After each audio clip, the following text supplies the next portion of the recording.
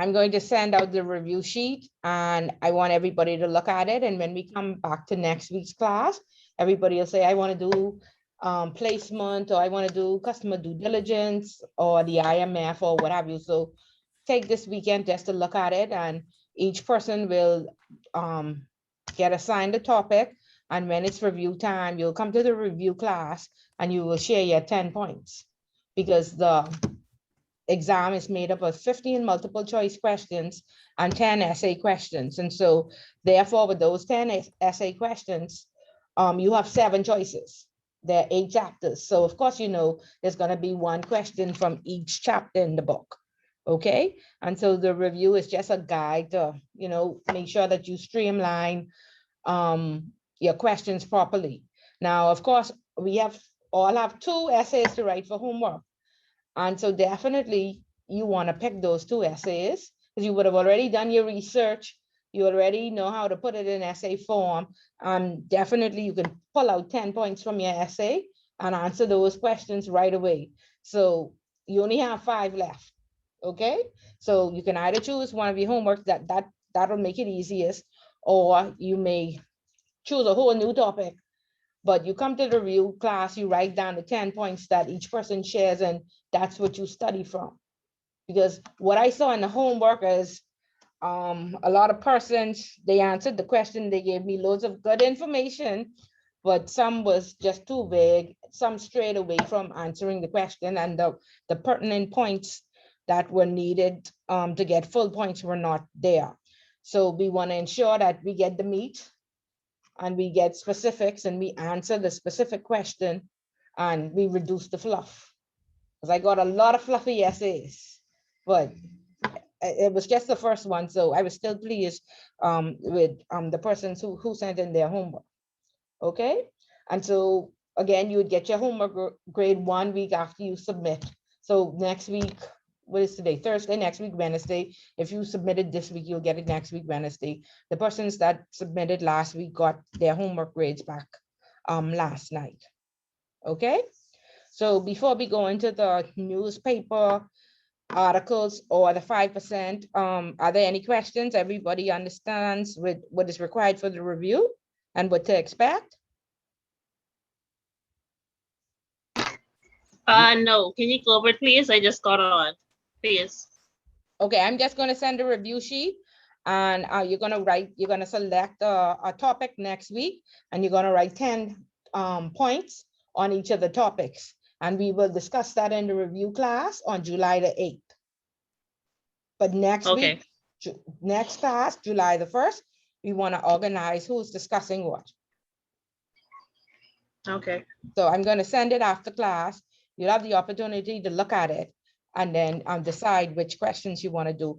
I said the ones that you choose for homework, definitely in the exam, you want to have those down packed, because you would have already done the research, and you should be able to not copy and paste the same answer, but use some of the information that you would have, you know, researched on the customer due diligence topic or the terrorism topic or whichever, and choose those that would be most easiest to choose for your 2 essays in the final. And then you only have to select 5 other topics, but you're going to go into the final organized. You're going to go into the final knowing that these are my 7 topics. I'm going to answer the FATF question.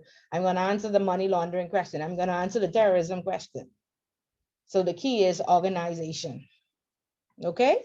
So we'll talk about that some more next week. But so just to let you know to expect the review sheet. Okay. Is that good, Sawyer? Yeah, that's okay. Yes. Okay. Okay, good. So are there any questions? Anybody else? Good afternoon. I didn't receive, I guess, my paper back. I don't know. Okay, when did you submit it? This week? No, I submitted last week on terrorism. You said you got it, but I didn't get the grade if you sent it last night. Okay, so I'll check my sent to see what happened, but you should get it right after, sometime this evening. Okay, thank you. Okay, yeah. Okay, good. So did anybody have the opportunity to read the newspaper? I know last week we heard from was Me. it I read Soya and it. Jamal, right? We heard from Soya and Jamal last week. So No, you don't hear from me, but the newspaper. no, who did we hear from last week? Okay. That was me. That was me last week. The Okay. lady that was in class with you, I don't know. Okay, yeah, so let me, because I brought another book this week, let me just write that down again, so I have it here in this book as well. Close it off. Okay, so Thank you, Mom. Karen and Close it off. Jamal. Okay, so did anybody else read the newspaper and want to share with us? Yes. Okay, that's Sawyer. Yes. Okay, what about the subscriptions? Because I know in my last class, we went through the entire course, and at the end, the person said, well, no, I never subscribed to my regulator. I'm not getting the news. Anybody had the opportunity to subscribe at least to their regulator to get the industry briefings and the updates?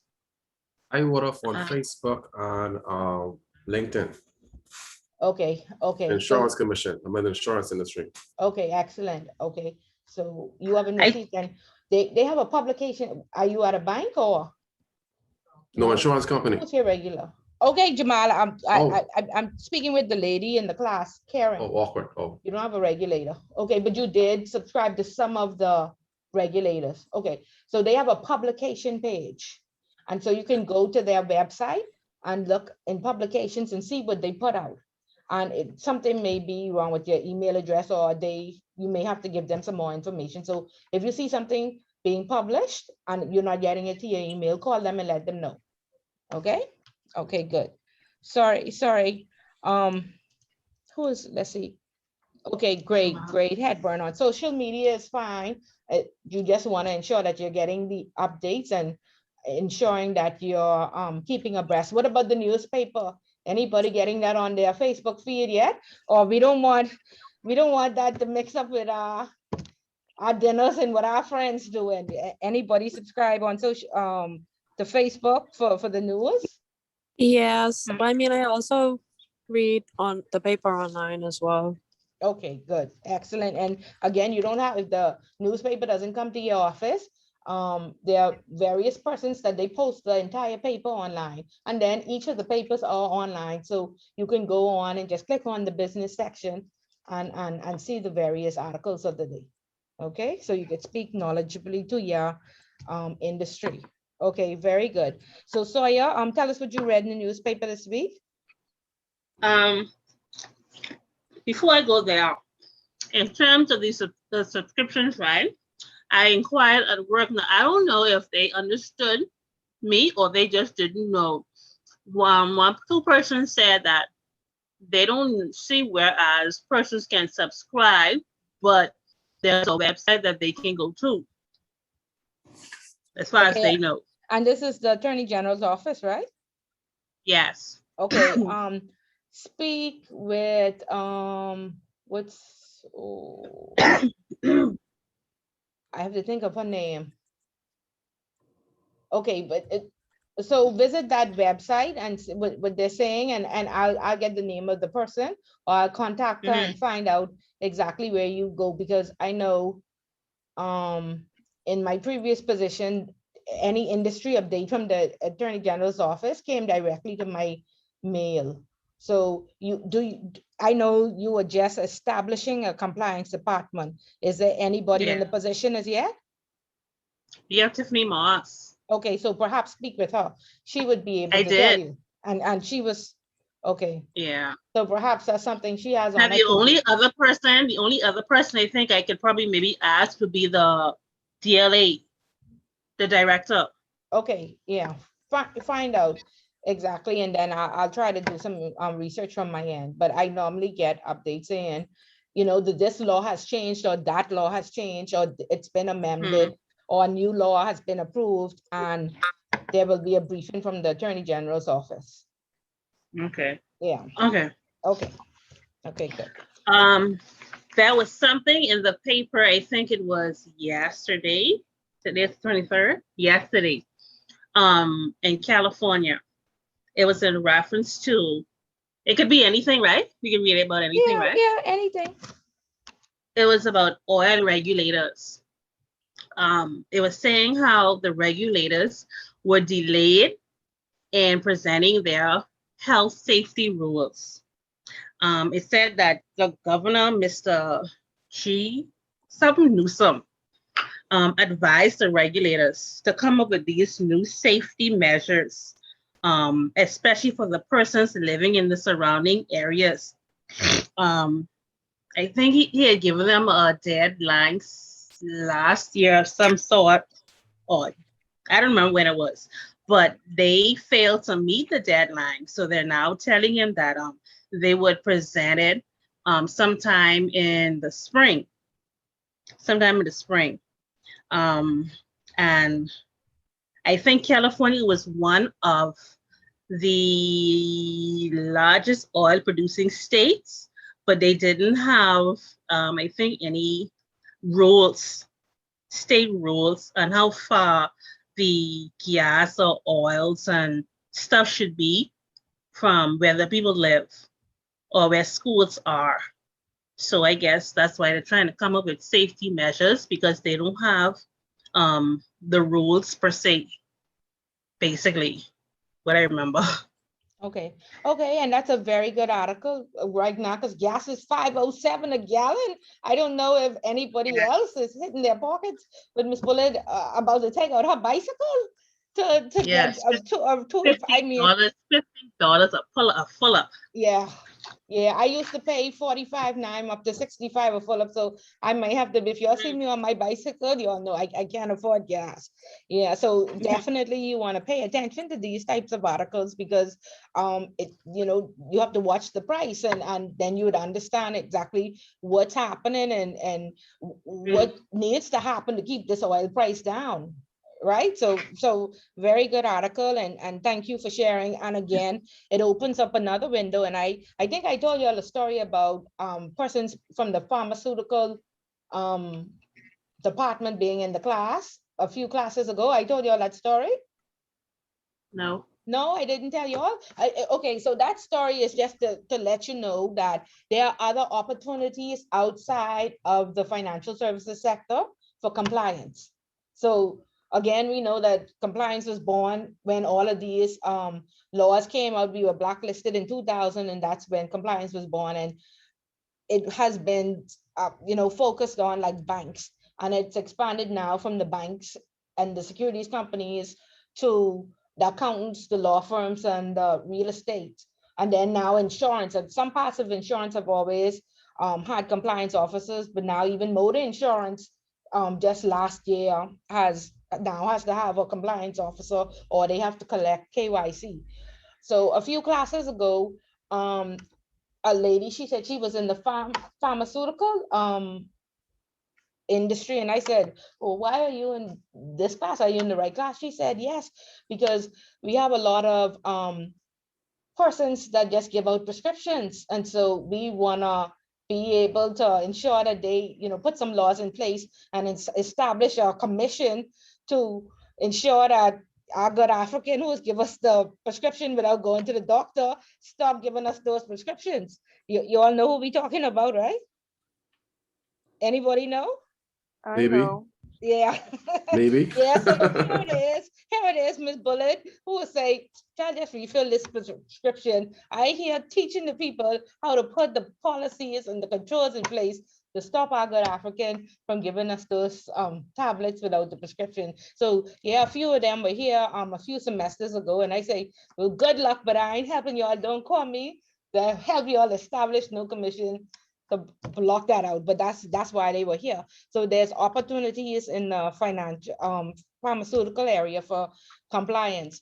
There's opportunities in gas and oil. I had 3 persons from Rubis to establish their compliance department. So if that's Rubis, then you have to look at ESSO and then you look at Shell, So just don't think of financial services, but there are all sorts of areas that or different industries that will need compliance as well. And what you do is don't be afraid and say, oh, I have no information about gas and oil or what have you. they have to have a regulator, and you go to the regulator site, you see what the laws are, you study the laws, and you learn, you know, but don't be, just to say, don't be afraid of those positions, because they are out Um, there as well. Miss Okay. Bullet, Go ahead. also talking about the pharmaceutical part, also with the African man on Market Street, he's not the only one with the fake with the genetic medicine, you know, because this was two. Omega, we are being recorded. What are you saying? Listen, this a true thing because this it happened. TMI, Omega, TMI. Use aliases. Okay, then I went to the pharmacy 2 days ago because my daughter have an allergic reaction. So I went to go and buy the medicine the doctor give me. I go into a pharmacy. I don't call the pharmacy name. So I was like, "Can I have the prices of the medicine before you give it to me, the pills?" So she was like, "Okay, this one is $132, but to get the knockoff is $8 and something cents." So I was like, "Why the real one is so much and the knockoff is so little?" She was like, "Well, the $132 one is the brand would they charge the brand would they get the people charge them way more."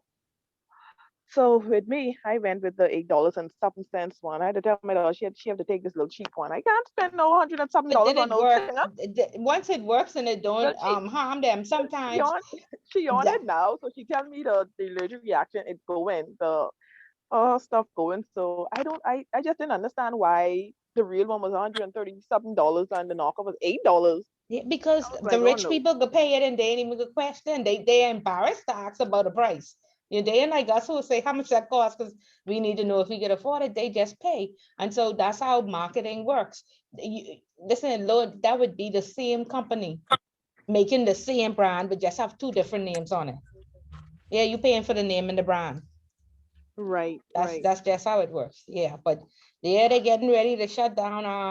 As soon as they get their little commission started, you know, and then of course, you know, we just approved marijuana, and so I think they're gonna look at farming as a whole. And I think that's the article you talked about last week, where there are no laws in place. Okay, so when they put these laws in place and this commission is established, somebody has to enforce it. So then we need compliance officers in the agricultural sector as well. And definitely this marijuana, they're gonna need a lot of police to man these fields, because I don't see, if these people ain't respecting mangoes and cattle and limes and peppers, how you could tell them don't go thief my marijuana? Okay. And I think one of the issues you said is this farmland is so vast, you can't fence it the whole entire acreage in. So you'll be spending all your money on fencing, right? And then the cattle is break through the fence and escape and all sorts of stuff. So when that cow break through the fence, we go right in and get our little smoke and we come back out, right? So all of that has to be enforced. Okay.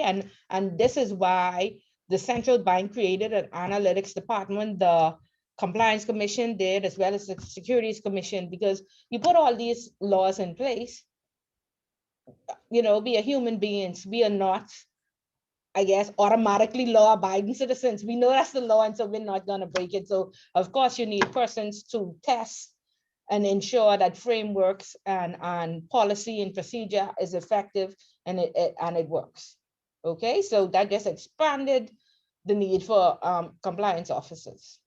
Okay, so if you're going to go all the way, like I said, don't shy away from those industries. Okay, because again, all industries are shocked. Like before gaming was legal, when they became legal and found out they couldn't get their licenses without having a compliance professional on staff, they were shocked. It was like, really, we never had that before. You were never legal before. And even the ones that were legal, the casinos at Bahama and Paradise Island, they had to establish compliance departments as well. Okay, so keep your eyes and ears open for the various opportunities, because there are many out there now, and don't shy away from them. Okay. Okay, very good, Sawyer. Thank you for sharing. Anybody else? Yes, ma'am. Okay, go ahead, Burrows. I read about the Grand Bahama shipyard. I guess the new development that they're gonna start in late October, I believe, of this year, if I read correctly. A lot of the shipyard got destroyed. When they had an incident in 2019 with one of the cruise ships, and then with Hurricane Dorian, and they were like one of the busiest cruise ships, or ship repair stations, I guess, within the region. And they're gonna start working on that, and that should definitely help with at least 30% of the revenue within the country, definitely with Grand Bahama. And then they also realized that a lot of the ship workers actually come and spend a lot of money. Like they rent a lot of cars and they go to restaurants for like 3 hours, and they spend a lot more money than tourists do that just come here on the cruise ships, or let's say from on the planes or etc. So that's just one thing that they're really gonna start focusing on, especially to get more jobs into Grand Bahama, and because a lot of people need it. Okay. And I really hope it works this time. I'm wondering if they're owned by the port. They were also talking about the ownerships. I think it was Royal Caribbean and Carnival, if I'm sure. Okay, and not the port, because we had with the port, they signed these agreements. I think it's the Hawksbill Creek agreements, and I think the initial agreement was for 50 years, and now the second agreement is for 99 years. And so if for the first 50 years we saw that Grand Bahama, economic stability did not jump off, it did not benefit the people, for sure. Yeah. And it seems like forever we've been hearing the story that there's no jobs there, and the people could barely survive. So I really hope that this government and any other governments that come in ensure that the money that, if this is the largest ship repair in the world, or definitely in this region, they should be making in the billions of dollars, that is actually injected into the economy. Yeah, I hope so too, because they also increased the amount that they were gonna allocate to the expansion. I think it was about 250,000, and they increase it to about 350. So I mean, it sounds promising on paper. Okay. Just once the money goes where it's supposed to, and Yeah. I don't think our issue is that we had a problem attracting foreign investors, but what do we do with the money once it's made? I think that's the biggest problem. Or does it go to the port? Because the port, anything substantial in Grand Bahama, the port owns. So yeah, so hopefully we can remain hopeful. Okay, so very good. Very good. And anybody want to add anything? Any other concerns or any newspaper readings? Did anybody get the opportunity today? Did anybody get the opportunity to attend Toastmasters or Rotary or Kiwanis? No? No. Okay, y'all 5% away. No, but y'all don't call Miss Bullet on the phone. I just blocked some people. The one in my area, I didn't realize there was meeting last night. By the time me too. Late. Okay, the one in the southeast, Rotary in the southeast. Let me see when this exam is. Y'all don't call Miss Bullet after July. Second and fourth Wednesday. Well, hold on, Miss Bullet. What's the deadline for this? Because I could still meet them like right before our exam. The deadline is July 8th. So if you don't discuss it in the July 8th class, then you lose your 5%. Okay. So make sure, because that 5% save half of the class, half of my last class. And then the other half was just calling me and saying, Bullet, I can't go tonight. I can't. No. Okay, you have sufficient time. Please take advantage of the benefits of the class.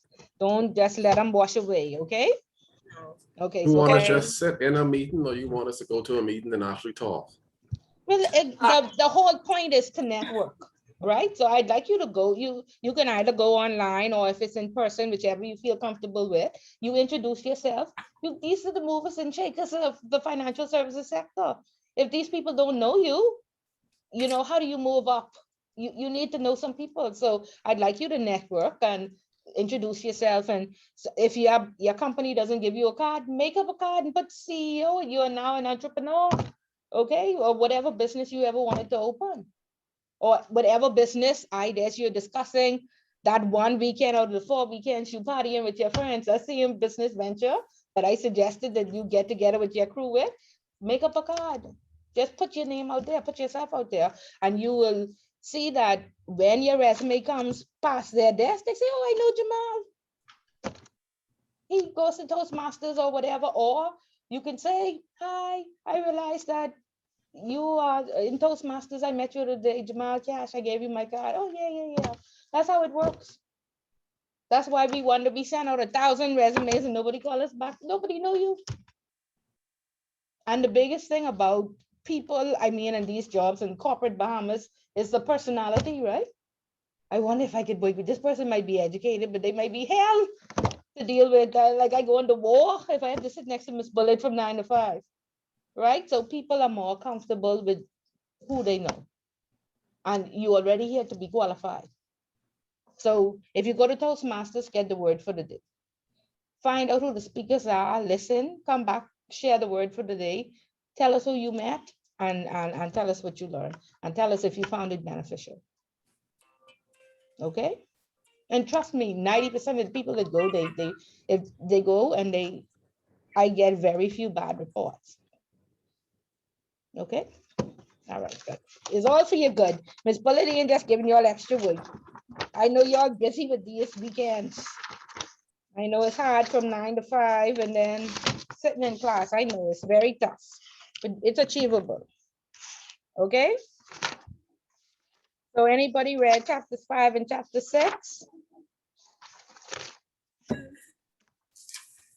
No, Miss Bullet didn't say everybody be silent. Yes, I did. Okay, Jamal. And Jamal, and you will start getting some of these other people 5%. Since I know, if I know anybody in this class, I know Jamal. So these people, the rest of the people who I don't talk back to me, Jamal, you have their 5%. Awesome. Okay? So don't worry about it. Miss Okay. Bullet, don't say that. I must have talked too soft. I talk to Okay, only a couple of y'all I know. We have one more class left, really, because the next class is review. And I only know Jamal. Jamal, I know you for sure.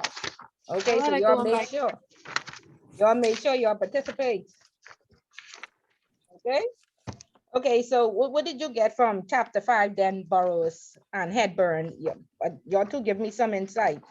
What did we get from chapter 5?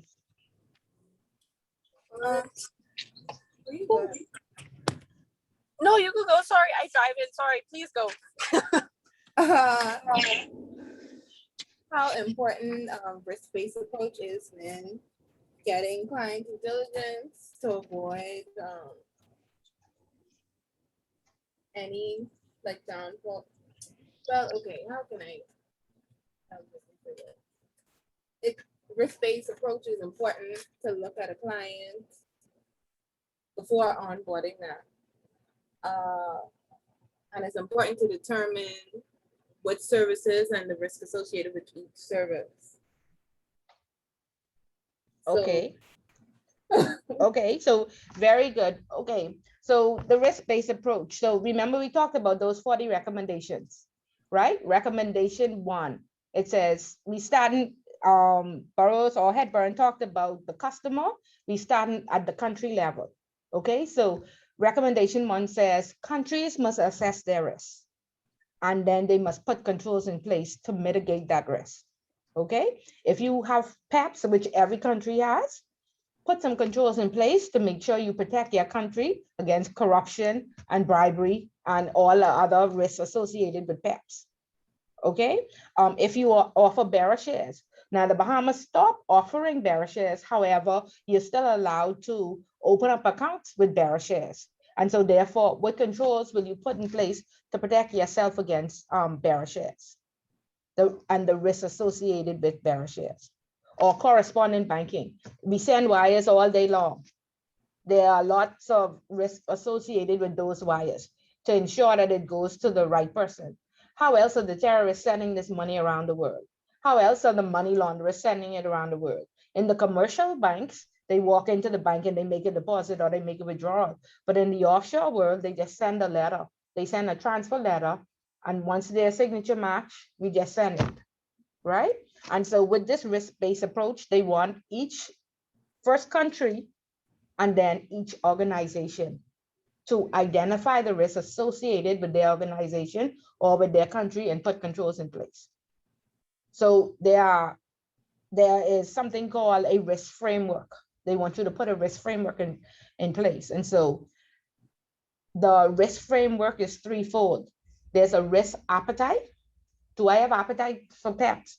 Or no, I don't have appetites for pets. That means we won't open up an account for a pet. Do I have an appetite for Russia, Iran, or other high-risk countries? No. So I don't need to have a control in place for Russia or Iran because I ain't gonna offer them no service. If a Russian approached my institution and say, I want to open up this account, we say, no, you are outside of our appetite. Okay, so that's the first. All organizations, all countries must establish an appetite. Okay, remember I said it's three. Then after you establish an appetite, you document the risks associated with that appetite. Yes, we'll open up accounts for PEPs. What controls do we put in place for PEPs? We'll let the board approve our PEPs. We will list PEPs as high risk. We will do an extra due diligence on them. Whereas when we open an account, we check everybody in WorldCheck. But if you're a PEP, we're going to check you in WorldCheck, LexisNexis. We're going to do an investigative report from Interpol on you, and the board has to approve it. If you're not a PEP, the compliance officer can approve it. Okay, so that's a control that we put in place to ensure that we mitigate. Remember, you can't eliminate it, but mitigate the risk for PEPs. So the first one is risk appetite. The next one is risk assessment. Okay, and that assessment ensures that you document all risks associated with the products and services that your business offers. Then there's the risk rating. And this is, I think, what Hepburn talked about. When customers come into the bank and they want to open up an account, then we decide, are they risk rated high, medium, or low? And then depending on how they are risk rated, we apply due diligence to their account. So if you medium or low, we let the compliance officer approve you. If you're high risk, we let a board approve you, or the board, or like a committee, like the compliance committee or the AML committee. You know, in the banks, they have these various committees, or in institutions, they have these various committees.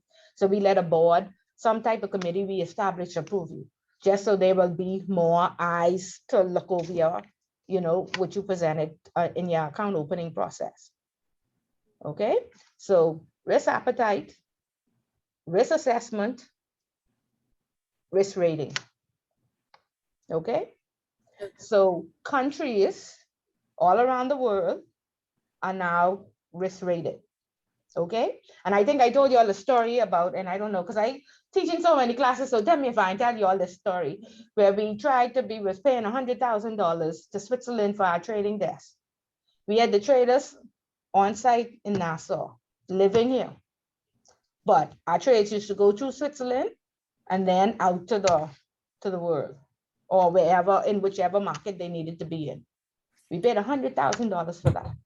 And so we sat down and we said, this makes no sense. We need to eliminate this cost of $100,000 if the trade is sitting here in Nassau. So we went to Morgan Stanley, because that's where you needed to open up an account at an international bank overseas if you wanted to be in the US market. And if you wanted to be in the European market, an international bank in Europe. We went to Morgan Stanley in New York. They immediately said, where are you from? We said, Bahamas. They said, we don't do business with high-risk countries. Just like that.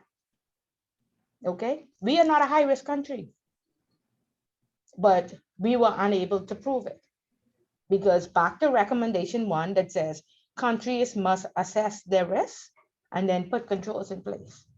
And so the last time our risk rating was done was in 2015 and 2016. And it was incomplete, because out of the 40 recommendations, we were deficient in 22. Not only the Bahamas now, Switzerland was deficient in 20, Europe, all over Europe, every country was deficient, because remember, we used the staggered approach. So it doesn't wipe out our financial service industry. So 250 and 216 was just when the gaming board licensed all island locks in the gaming houses. So in there, in our risk assessment, we documented the risks associated at that time with Paradise Island and Bahama. But the Bahama wasn't even established, it was Cable Beach, but not with the local game island locks and what have you, because they weren't even regulated. The Compliance Commission wasn't established yet. The non-financial designated businesses, the lawyers, the accountants, and the real estates, they only got regulated in 2019. And so you can see now how deficient our 250 and 216 risk assessment was, and the international bodies would not accept any more deficiencies from us. They said, listen, you have to update those 22 deficient recommendations first and give us a proper risk assessment.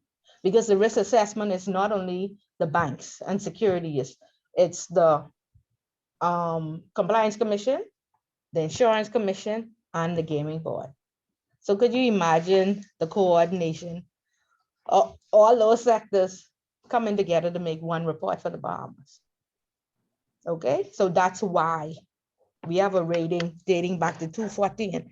And so let me just show, let me just see if I can pull up to give you a visual of what I'm talking about, because it could get confusing when we talk about risk. Is this clear so far? We understand recommendation 1. We understand that it's threefold. We understand that you have to have an entire risk framework. First, the country has to have a risk framework, then the organization has to have a risk framework, and then the client. So the country has to be risk rated, then the organization has to be risk rated, then the client has to be risk rated. Okay? And in all this risk rating, nobody wants to be high risk. If you're high risk, that calls for enhanced due diligence. Enhanced due diligence is way more expensive than simplified due diligence. For example, our high-risk clients at an institution where I work, they had to pay $1,500 for that Interpol report. And that Interpol report went into, like if you were a client from Russia, it went into Russia and it would tell us all your business associates, where you were born, who your family was, and if you were ever involved in any money laundering or what have you. Okay, that costs $1,500. And we put that charge on the client. Okay, so nobody wants to do enhanced due diligence and nobody wants to pay for it. So everybody is trying. What happens is salespersons, they try to manipulate the system to ensure that all their clients are low or medium. Not only do you have to do all of that extra due diligence when you open up the account, you also have to monitor a high risk account every year. If you're low risk, every 3 years. If you're medium risk, every 2 years. Okay, so in banks and other institutions, each account officer should have like 100 accounts. And if you're senior, you should have the majority of high risk. If you're junior, you should have about 2 high risk just to practice, and the majority are medium and low. But if you have to review them every 3 years, easy work, right? But imagine having to review those accounts every year, and it's an extensive review. It's like you reopen the entire account. So there's a lot of work involved. So if the compliance professional isn't thorough, the salespeople try and hide as much information as possible to ensure that their clients overall don't come out as high risk. And then if you more than 50% of your business is high risk, then your organization is high risk, right? And so that's another thing. In our risk appetite, we say, listen, we may do business in Russia, but only 10% can be from Russia. If the 11% person come and approach us, we have to say, no, we can't open that account, because that will put us in the red of possibly being high risk and causing more money. Because again, what is supposed to happen is based on your risk. That's how often you are supposed to get audited. And audits for banks cost over $100,000. So could you imagine an auditor coming in every year they take like 3 months when they come in. So you would need a person just to coordinate audits. Okay, so it's way more money when you're high risk. And then if the Bahamas is risk rated overall high risk, then we have people or countries saying, well, we don't do business with high risk countries.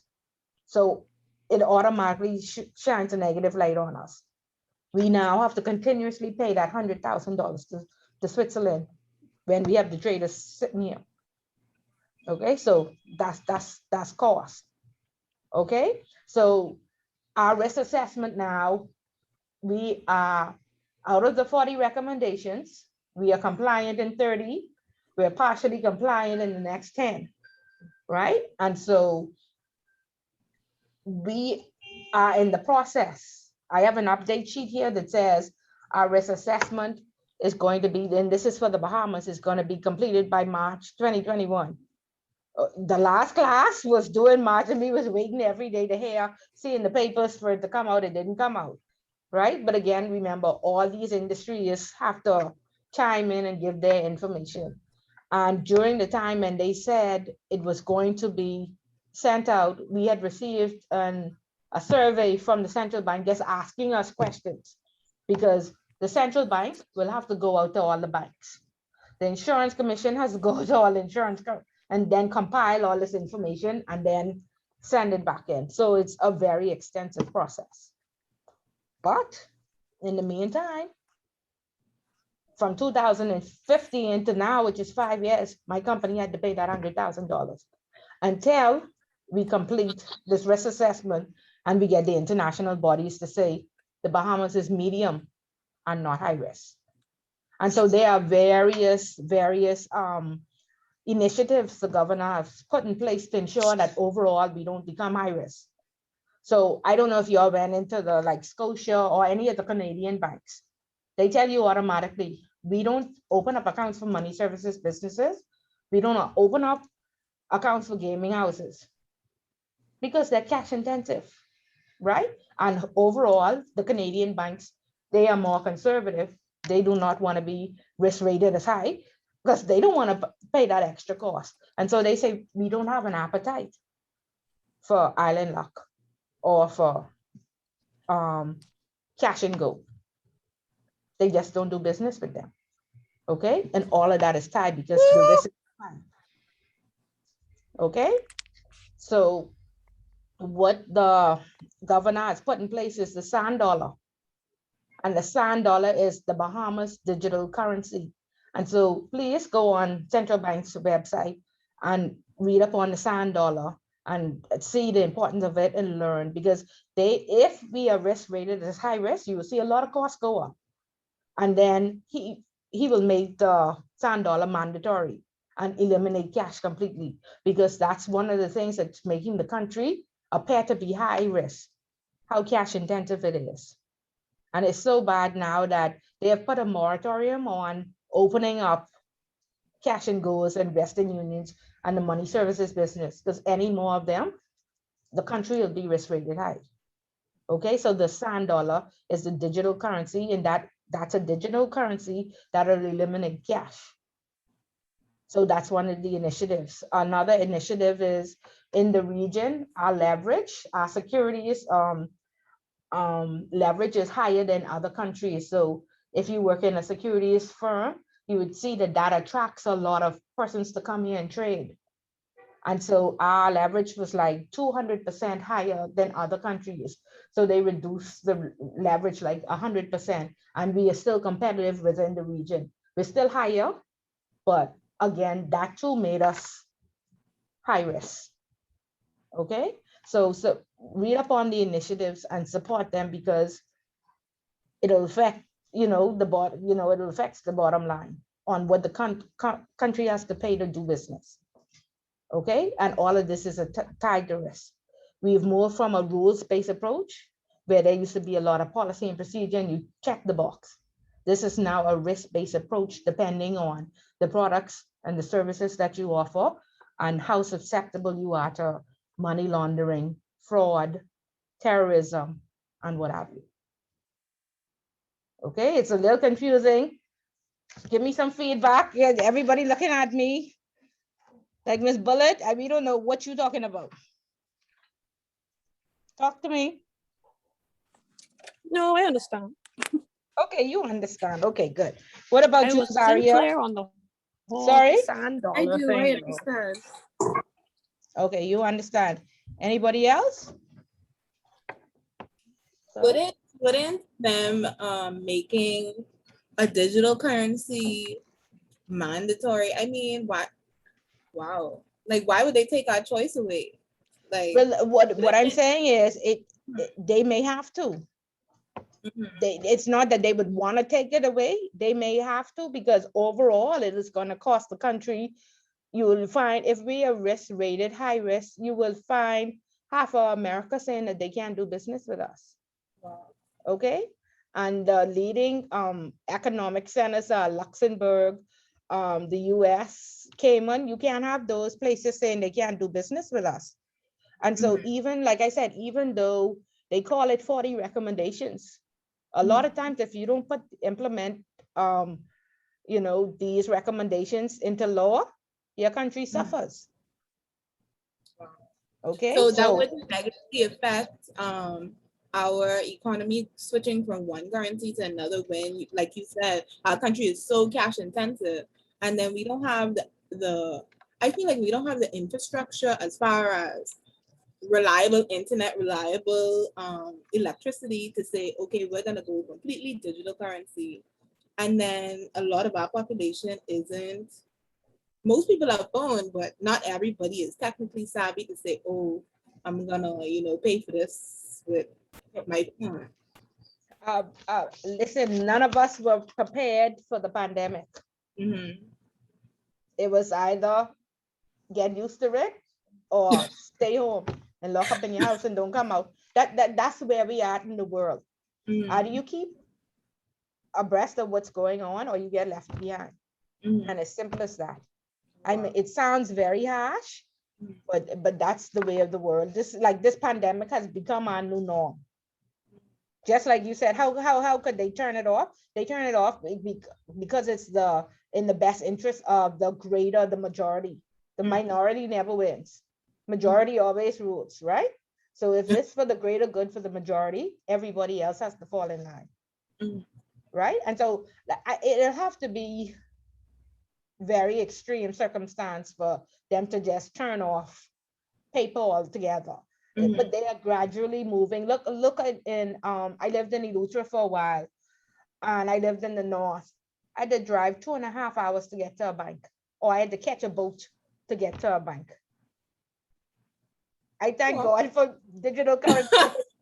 I wouldn't have been able to do anything. Okay, I had to go to the food store and credit, and food stores don't do that. Like back in my Grammy days, my grandma would say, go down to Mr. Roll and get a thing of sausage and a thing of bread, and she could pay on government payday. Nobody used to do that no more. But when I was in Eleuthera, the guy had no choice because he said, well, I know you're gonna be driving 2 hours, every time you need groceries. So open up a credit account and then you pay whenever.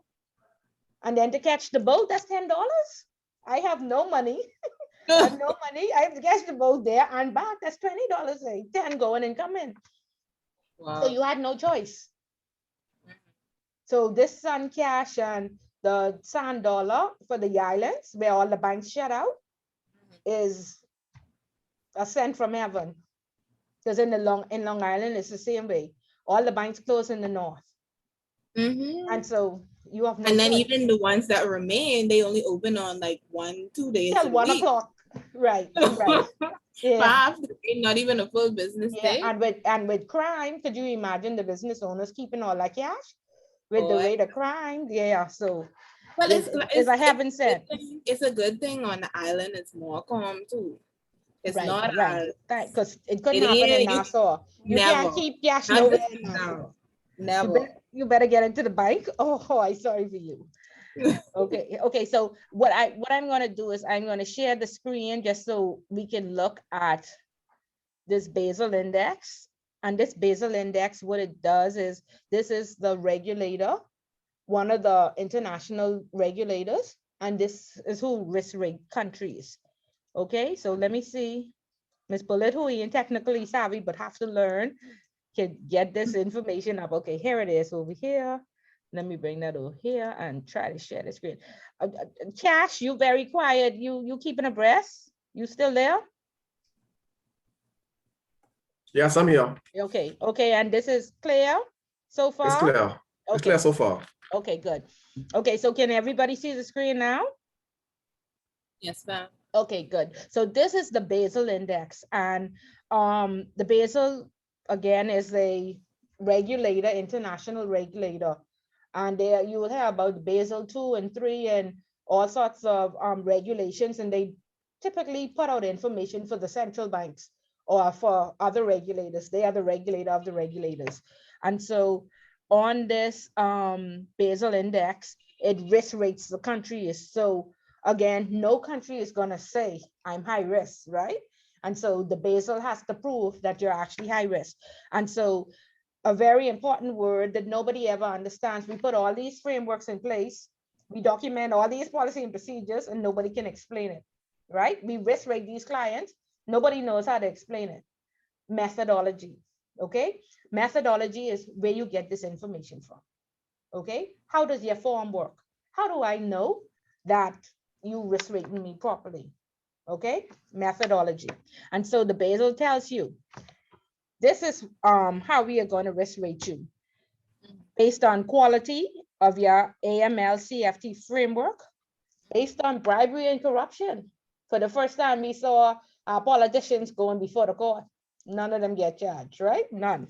So we law-abiding citizens, no bribes, no corruption anywhere in the Bahamas. On financial transparency and standards, on public transparency and accountability, on legal and political risks, okay? And so they go further to tell you, they are the 5 categories. And when I scroll down, you will see that 65% of your grading overall number is from that AML framework. 10% is your corruption risk. Financial transparency is 10%, accountability 5%. And again, if you listen into the news now, they are always talking about transparency and accountability. You hear the government keep saying it. So even if you don't know what it means, he said it. And not too many people could go and Google how has he been transparent? How are they being accountable, right? And then legal and political risks. So they say these things so you can believe that they're doing it, but you actually have to go and check. Okay, so that's methodology. How did you risk rate me?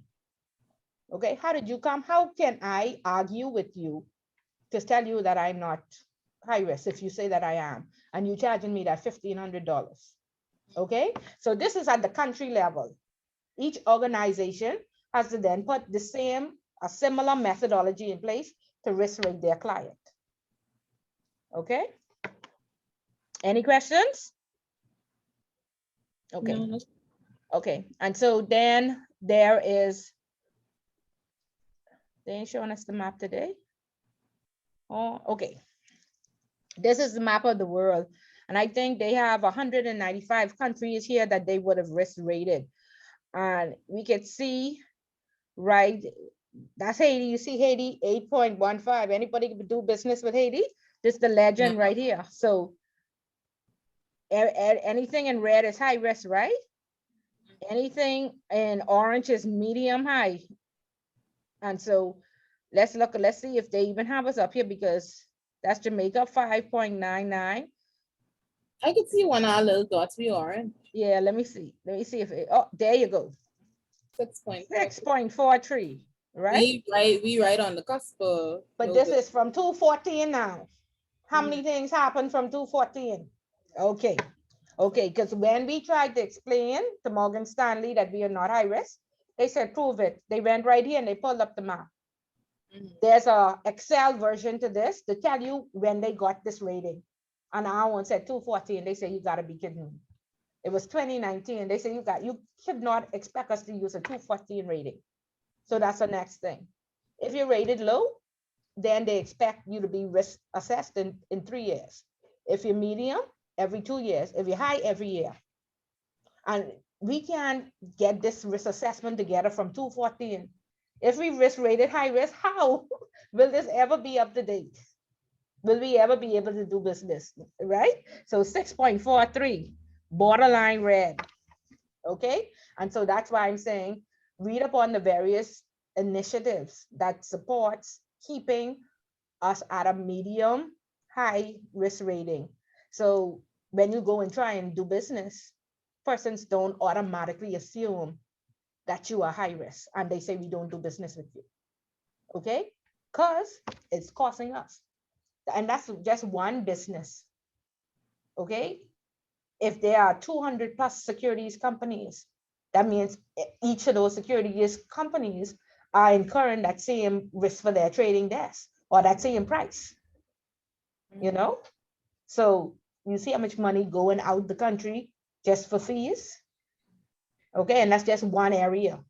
This could add up to the billions. Okay, so that's why I'm saying, when you hear them talk about the sand dollar, go and Google it. If we want to be compliance professionals, we need to know. We can't be like sand dollar. We never have, but that's some digital thing. We do not know. Find out the risk associated with it, so you can ensure that you protect yourself. Because you all know the hackers and scammers out there waiting for grandma who don't know how to use the computer to just steal all our money, right? So we have to ensure that we educate ourselves and we are knowledgeable. Okay, so a risk-based approach is described as risk identification and assessment, risk management and mitigation, documentation of the risk assessment, establishing systems, controls, policies, and strategies, carrying out customer due diligence, continuous review of transactions and activities. And again, a risk assessment is only as good as the day you do it. This Miss Bullet right here teaching you all, and I could go out. I go into my pharmacist right after this, and I don't have no prescription, right? I can break the law immediately. So what you thought I was doing right, so it's only as good. But of course, when you work in institutions or at large the country, you have it on a review system for every year. But that's why it's an entire position, okay? And a lot of companies did not want to spend the money. So of course, who did this fall on? The compliance department, right? And so no longer are we only compliance with governance. They even changed the program from anti-money laundering compliance to anti-money laundering compliance, risk, and governance. Okay, because it's a whole position. So try your best not to let your institution just throw this position on you, because it's ever changing and it evolves continuously. And depending on what type of institution you work in, whether it's low or medium, you may not have any incidences. But if even, like I said, the most conservative Royal Bank was sued, be shut down because somebody had stolen art. Okay? And so even the most conservative bank that have all the policies and procedures in place can fail. You just want to ensure that you don't go to jail. The company could get fined, they get closed down, you don't want to go to jail. Okay, and you don't want your reputation to go down with them. Okay, so ensure that you understand the risk associated with the job that you take on. Because you could be innocent, you could even not be negligent.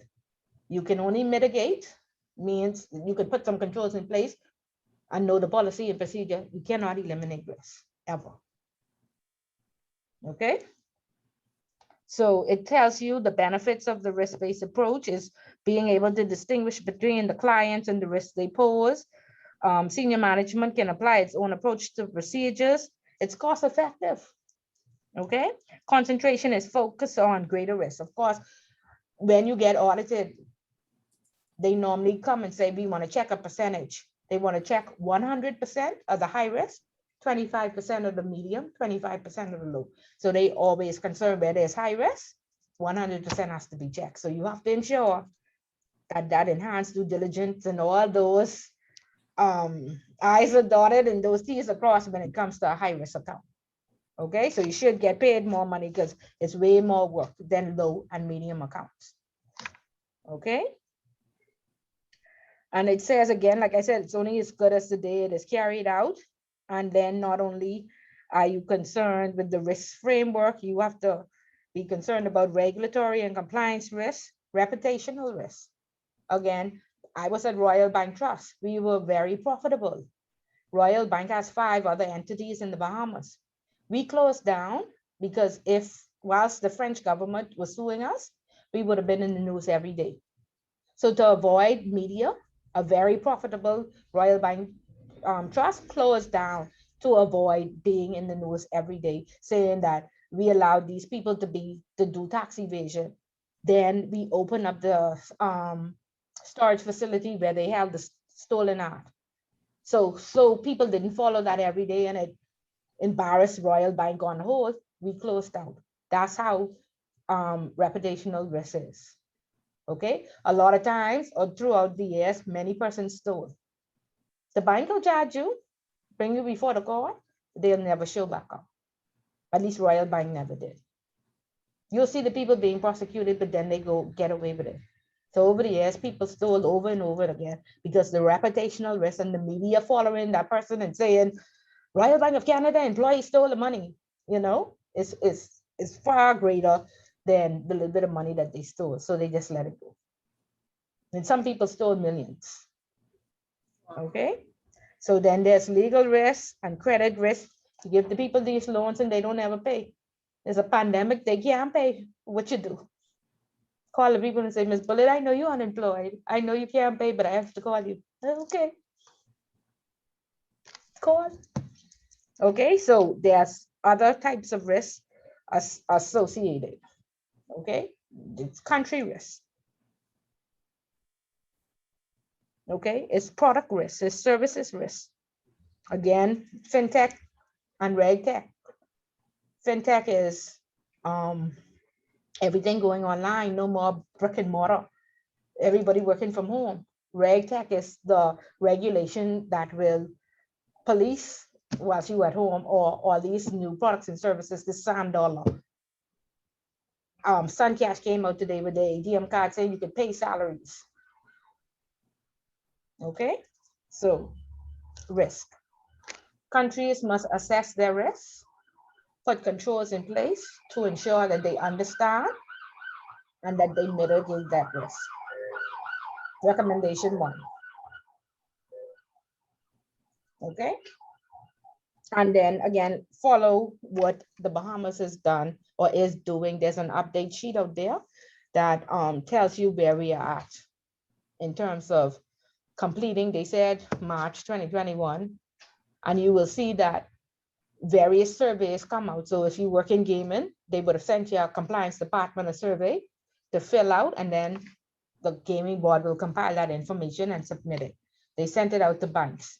Securities Commission sent it out to securities companies. Insurance Commission sent it out to insurance companies. Okay. When we updated the laws in 2018 and we made this risk assessment mandatory, many companies didn't make it. We didn't have what should I say? We had risk departments before, but again, it was under the rules-based, just check the boxes. It's now the risk-based approach. So the whole framework changed. And so because we wanted to ensure as a country, we met the deadlines for this risk assessment in 2019, every bank, every insurance company, every accountant firm that offered corporate service or financial service, lawyer, real estate, had to submit this risk assessment into their regulator, which is AML risk assessment. What are the AML risks? They had to submit it by June 30th, I think, of 2019. And then the enterprise-wide risk assessment would meant what are the risks associated with HR? What are the risks associated with finance? What are the risks associated with credit? So of course, nobody had done this before. And when I approached the credit department, they said, but you're the compliance officer, you should know what to do. How do I know the risks associated with credit? So it was a tug of war between me and the credit department. It was a tug of war between me and HR, because this is the enterprise-wide one. Okay, and it was very difficult to meet that deadline. The credit unions had recently been regulated by the central bank. So they didn't even believe they had to do it. And I had a lot of people from the credit union, like the credit union just simply said, oh, we need an MLRO now. Who been here the longest? Oh, you've been here for 20 years, go to class. Send the person to the class, and the person sat in the class and said, Miss Bullitt, I really have to do this risk assessment. I said, yeah, you really do. I don't know what to do. I said, okay, you have to learn. I said, you have to get a body together or you have to write for an extension. She sat there, she didn't write for an extension. The credit union got charged $50,000. When October came, they said, where's the enterprise-wide one? She said, well, I didn't even know how to do the AML one. I don't know why they made me the compliance officer. I guess by that time she was in intermediate. And by the time she got the ICA, she was fired. Yeah. Because if the company getting a fine of $50,000, again, we never had to do this before. And so we didn't believe we actually had to do it. And then could you imagine getting the entire organization on track, and the executives, the head of HR, the head of, compliance. We had to do training to try and make these people understand that it had to be done. They didn't believe me. But I know I would not have a job if on June 30th, my risk assessment wasn't into the central bank. Okay, so that's where we are at. Enforcement. This is why they create these analytics departments. We're being internationally watched. For so long, we didn't have these recommendations in place. And they ain't playing with us no more. So after 218, everything changed. It's a must. Or you go home or you go to jail.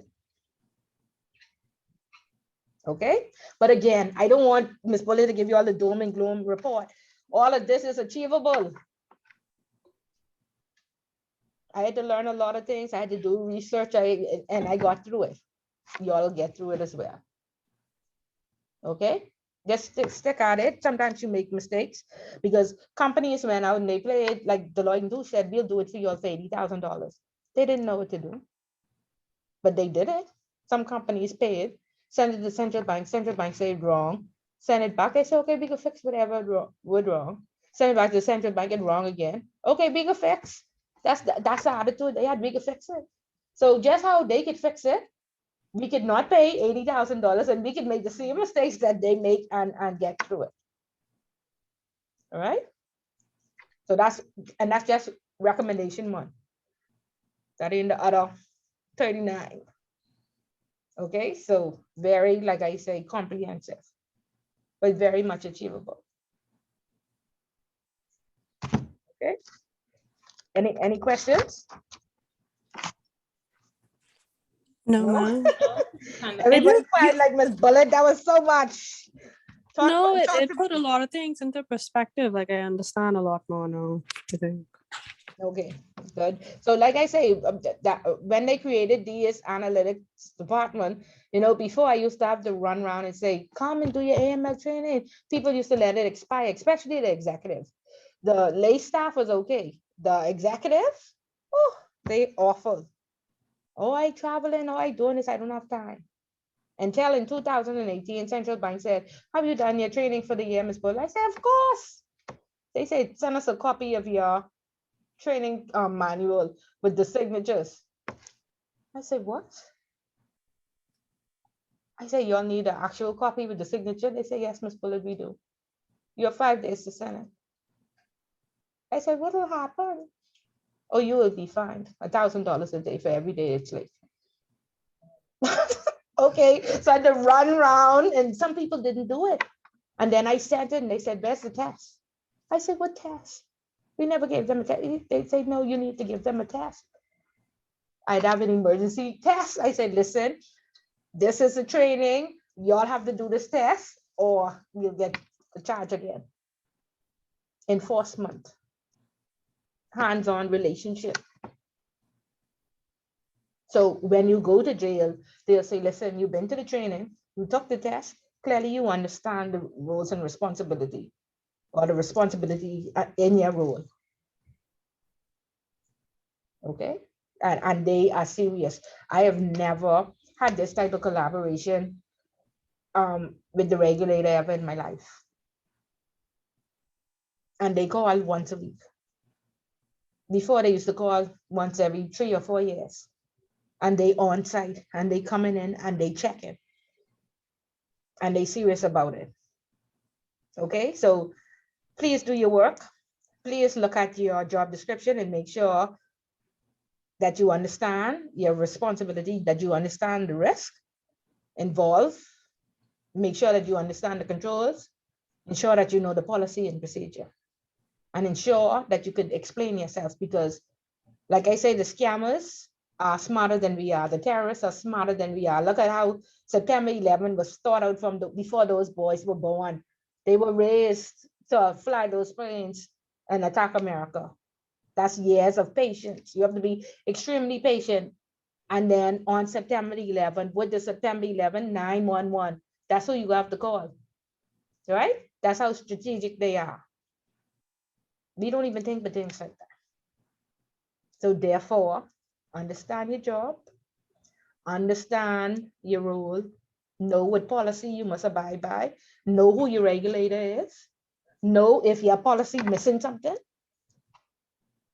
and make sure you understand what you're doing, because gone are the days when I didn't know, I'm not qualified or whatever. If you're not qualified, get in the class right away. Don't give up your job, but get in the class right away and try to learn until you get to a position which you fully understand and you understand the risk. And even if you are infiltrated, make sure that you can explain yourself. My policy says A, B, and C. I did A, B, and C. There was nothing else I could do. They found a way to hack into our system. But I don't know what the policies say. I don't know which policy. I don't even know who the regulator is. You're going to jail. So some of us have to go to jail, right? And it ain't gonna be no MP. So make sure they're in us. Okay. Okay, good. And any questions?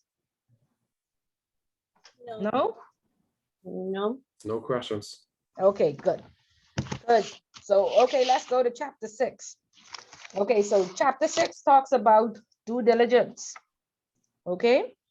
And in due diligence, there are 5 statutory requirements. What does statutory mean? Requirements that are regulated, that are legislated and then regulated. So Okay, required by law. mhm. Required by law. Okay, let's give Zaria an opportunity. Zaria, you said you read this chapter. Tell us what your understanding is. 1 second. Hold on. Can you ask someone else quick, please? I have Sure. my Okay, baby so with let me. me just go on. Okay, so there are 5 statutory requirements. Statutory means that it's required by law. Okay, so it must be done.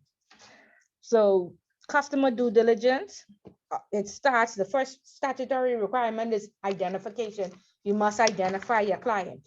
When you walk into the bank and you want to open up an account, there's no, Miss Bullet cousin, I bring my passport today.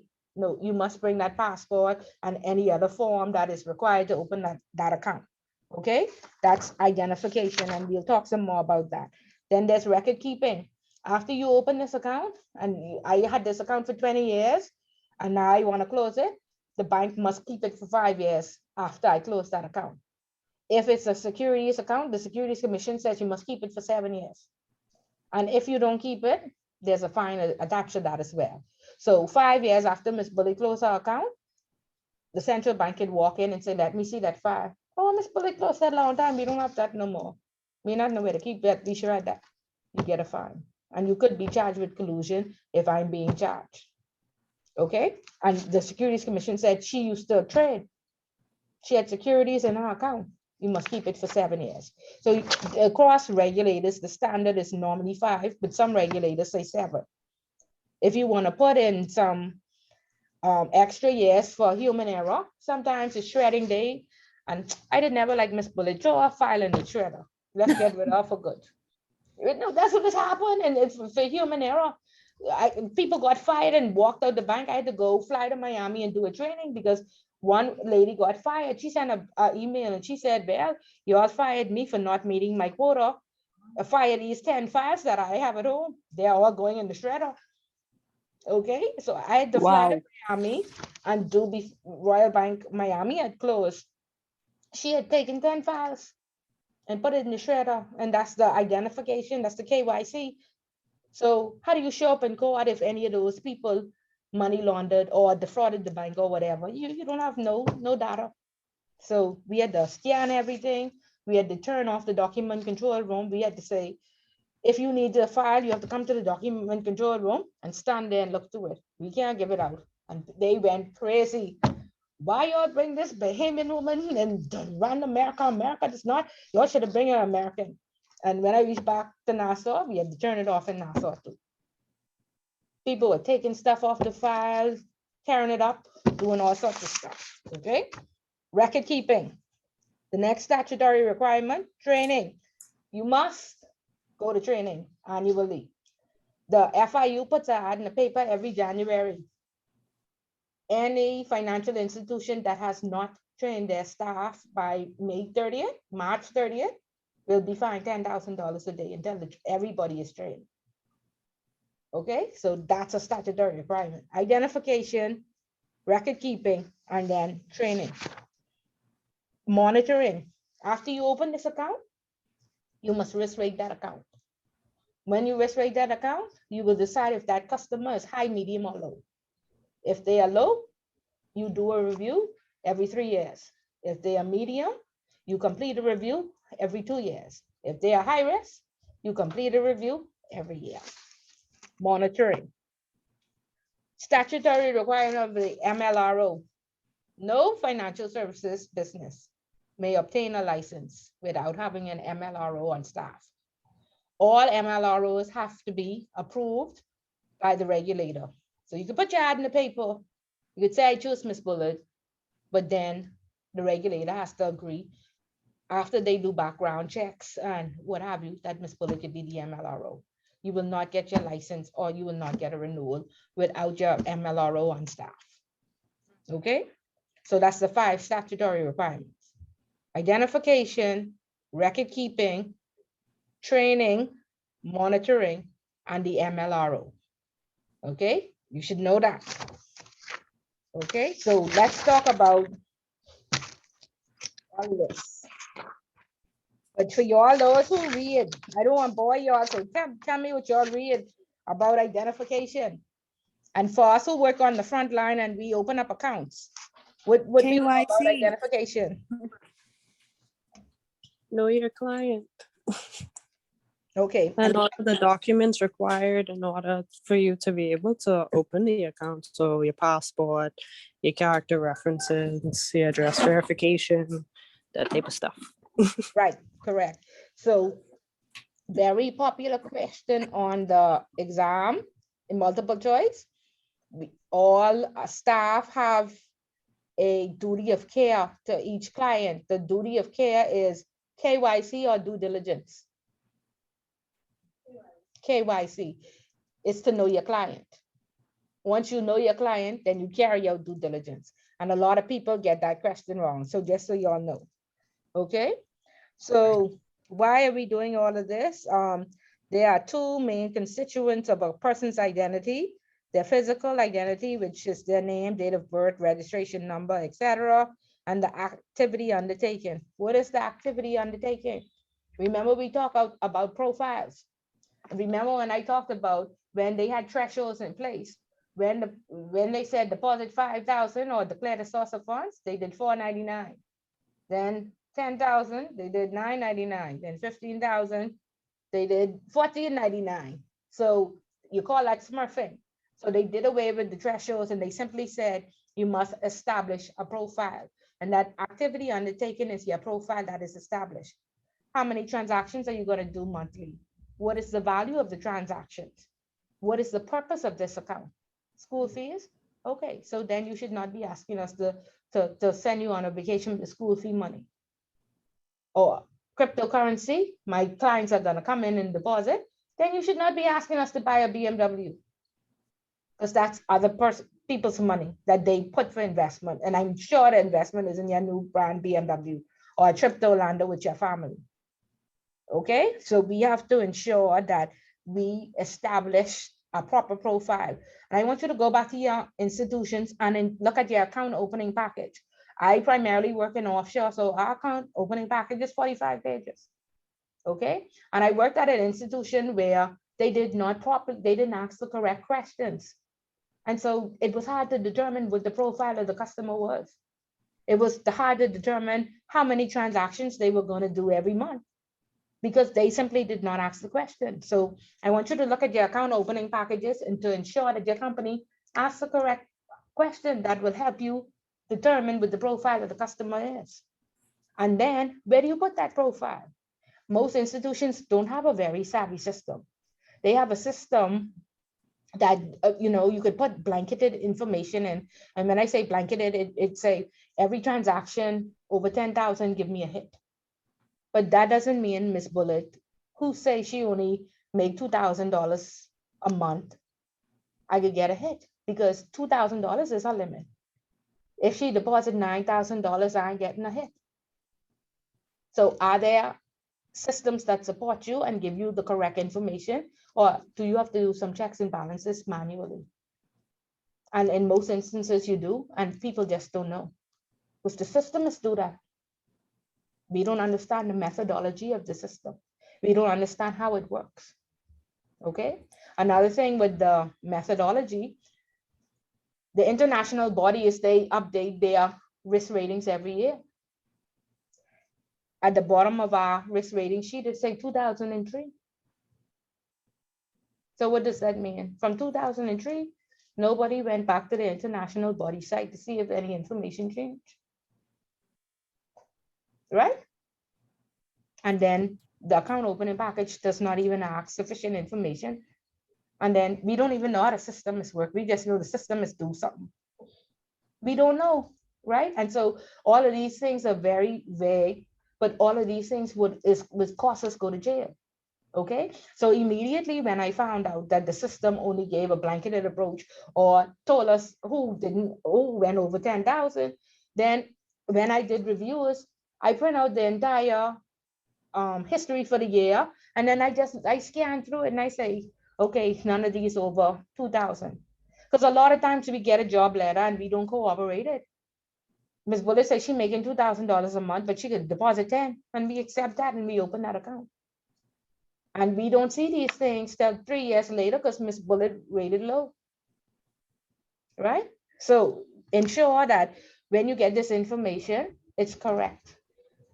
Okay, I went to a lot of industry briefings that said, for the most part, aliases were used. The people named William and they say Will or Bill, and we open everything in Bill.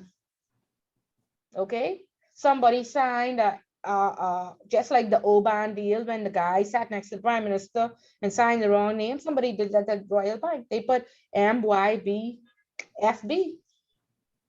And when we got a subpoena, he said, I didn't sign that. I tell you all the my business. We got charged with corroboration or colluding with him because nobody checked. That was back in 260, and we was in, none of this was, we was just showing up to work and doing what we had to do to get through the day. We wasn't checking all these things. Nobody was on our back and threatening to send us to jail. Okay, so make sure it's the full and correct name. Make sure there's 2 ways of contacting the client, because there are a lot of dormant accounts where people just leave the money in the bank and never come back. Make sure the purpose is established. Okay, and make sure the nature of a business relationship, if it's a business account. There's a big controversy between nationality and citizenship. I'm not getting in it. But whatever your organization says is nationality and says it's citizenship, make sure you understand it, because it's 2 separate things. And I might have been born in the Bahamas, but my parents are from Afghanistan. Afghanistan is a very high-risk country. Most banks don't do business with Afghanistan. Okay? And I had a salesperson argue with me. They said, this person was born in the Bahamas. Their parents went back to Afghanistan. They have never been to Afghanistan. I say, do they still talk to their mother and father? Yes, they talk on the phone every day. Do their mother and father visit them? They used to before it was banned. Most people leave their country to come and make a living to send the money back. So if you have connection with the people from Afghanistan, then to me, are you sending them money or something? So there's still a relationship. So that's why I said you have to understand nationality versus citizenship. But people become very touchy about it, but there is some risk. Okay. Um, Understand their occupation and ensure that if they say I make 2,000 a month and my job letter says I make 2,000 a month, how am I depositing 10,000? Do you have rent? Do you have real estate? Where are you getting this extra money from? I just go add it. And we've taken that in the past. That's why I say these things.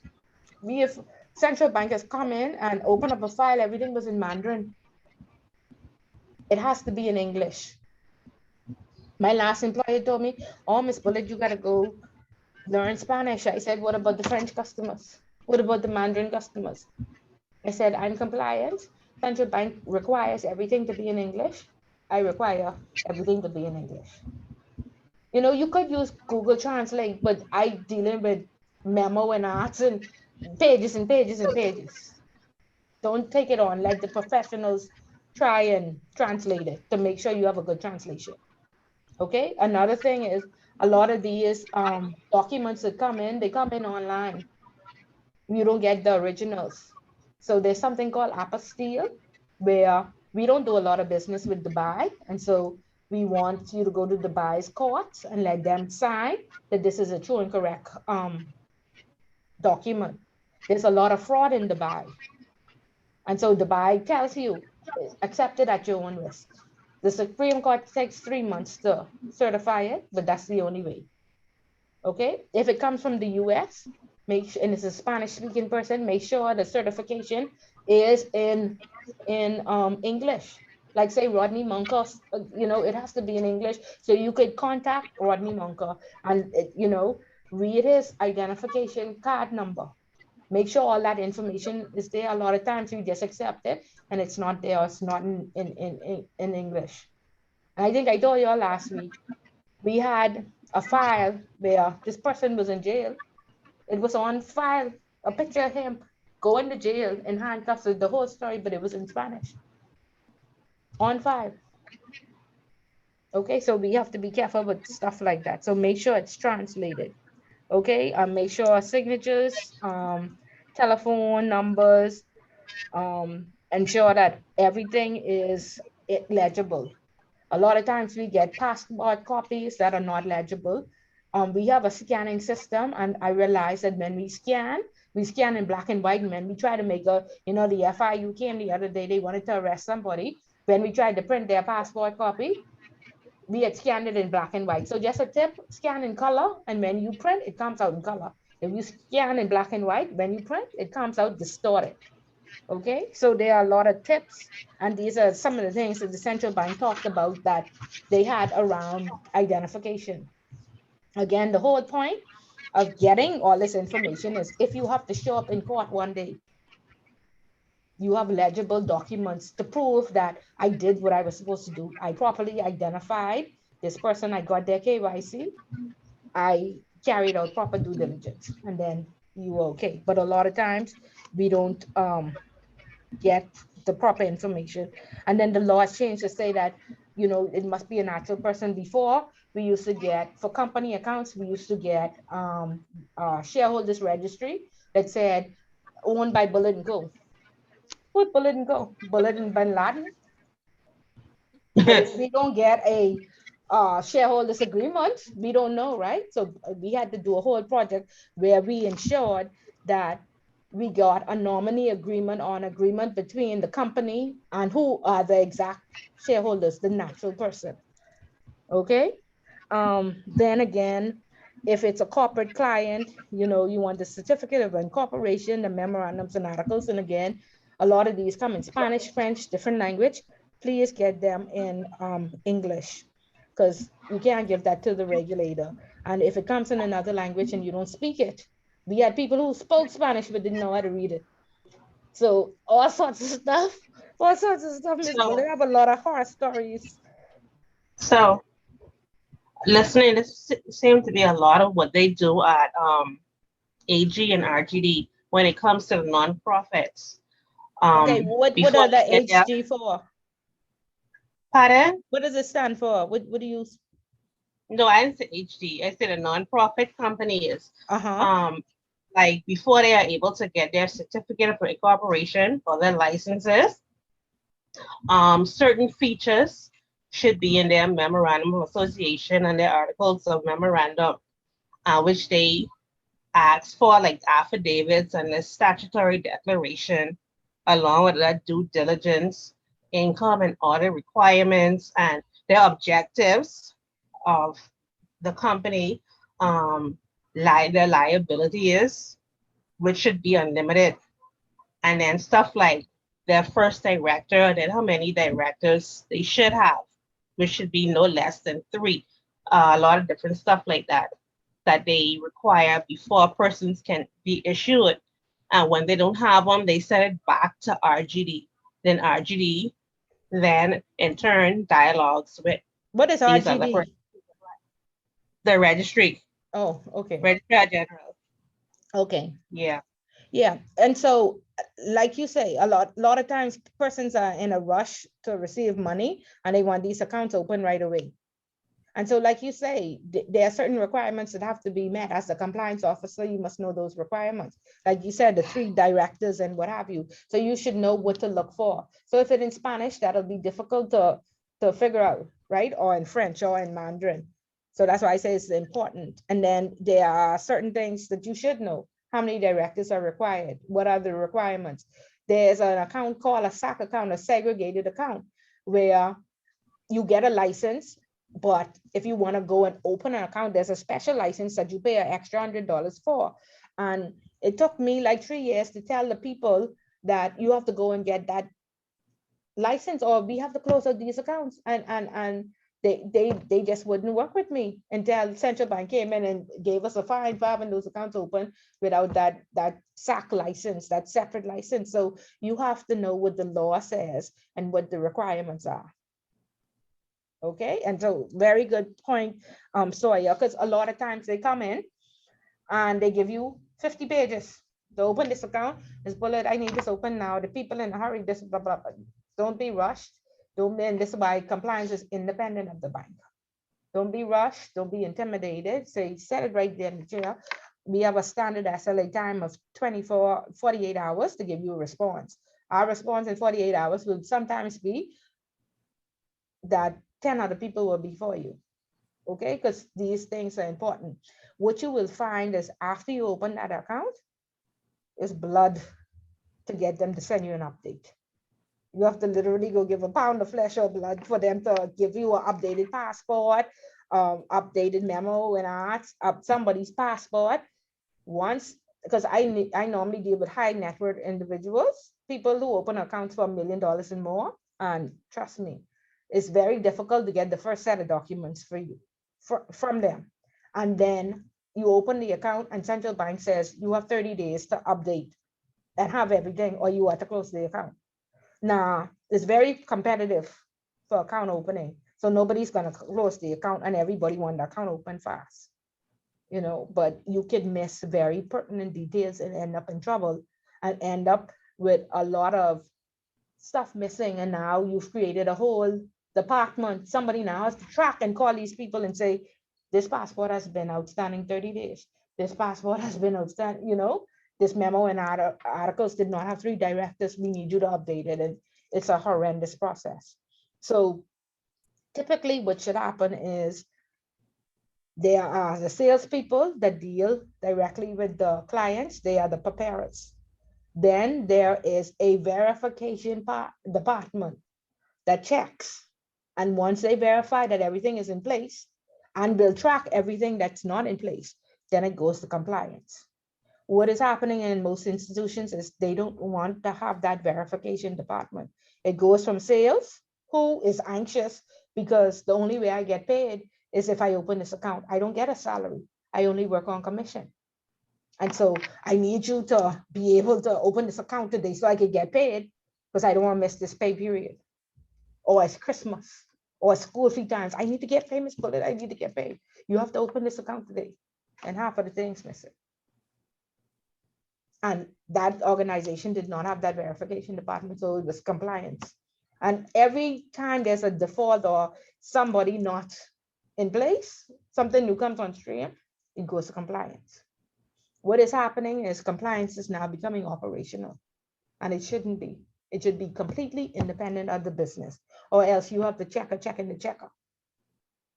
But most companies don't understand proper segregation of duties. And when you have one set of eyes doing 4 functions, that's how they slide through. They prey on our ignorance. They prey on us being overworked and underpaid. Okay, and you have to be very firm to stop your organization from making you operational,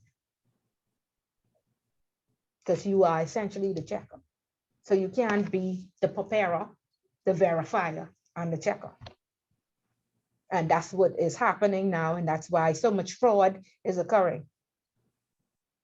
Okay, so you have to ensure that the staffing is correct, and you have the proper or various segregation of duties organized within your institution, or it'll just fall on you and you'll miss a lot of stuff. Okay, and a lot of mistakes happen. Okay, so certified copy of articles, name and location of registered office. And again, we want to verify all these people as well. Ms. Bullet opening up this account, she say her company name BIFS. She have 3 directors. We want Google those directors. I've had directors that were charged for money laundering or been to jail for terrorism. And you know what I mean? So you can't say, you know, in the past they used to say, if you had 10 directors, check 2. Now you have to check all. Okay, so you have to see them, due diligence you carry out on the beneficial owner, you carry out on all the officers, the members, the directors. You need to make sure that everybody, every player in that party, legit.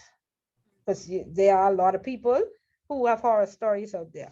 Okay, and then you want a board resolution authorizing who should open up this company account, who's authorized to sign on it. And a lot of people say, well, getting a seal is too much, but get that seal. Because we've had a lot of people go out and steal, like I work here, I go and steal their letterhead. I sign it up and say, Ms. Bullet authorized to open up this account, right? We had messengers do it, and the messenger go in to deliver checks, pick up checks, they deposit the account, deposit it, and they are the authorized signature for this check that may be able to best, right? And so they're cashing up the people account, cashing up the people checks and spend up the money. When they catch up with me, okay, how much money I already get away with. So that seal is very important, because that's supposed to be locked away in the vault, and you make sure that nobody gets their hands on it. Okay. Satisfactory evidence of identity for a natural person. Again, everybody who is a shareholder, it used to be 25%. So of course, you know, they bought in shareholders registry with 24%. So then the government dropped it to 10%, and now they bring in shareholders registry with 8%, because they do not want to be verified. So everybody who owns 10% or more has to be verified. But if you want a shareholders registry and say you own 8% of this company, then we don't have to ask you for your KYC. But we still want to Google you, because right there, that's a red flag to us. Like, who owns 8% of a company? Like truly, like really? You know, so you see a lot of that happening. Confirmation before a business relationship is established by way of company search. And again, of late now, all the registries are online. Switzerland is online, the UK is online, the Bahamas is even online. I mean, you could send an email and they go get back to you, but they partially online. So you can make sure that these are legit, because I could go to my computer and make up memo and ask. And how do we know, you know, if it's a good copy, you know? Just like the fake driver's license, they look just as real as, you know, anything else. And again, a big mistake that we make with company accounts is when they bring in their financials, I'm compliant. I don't have a CPA.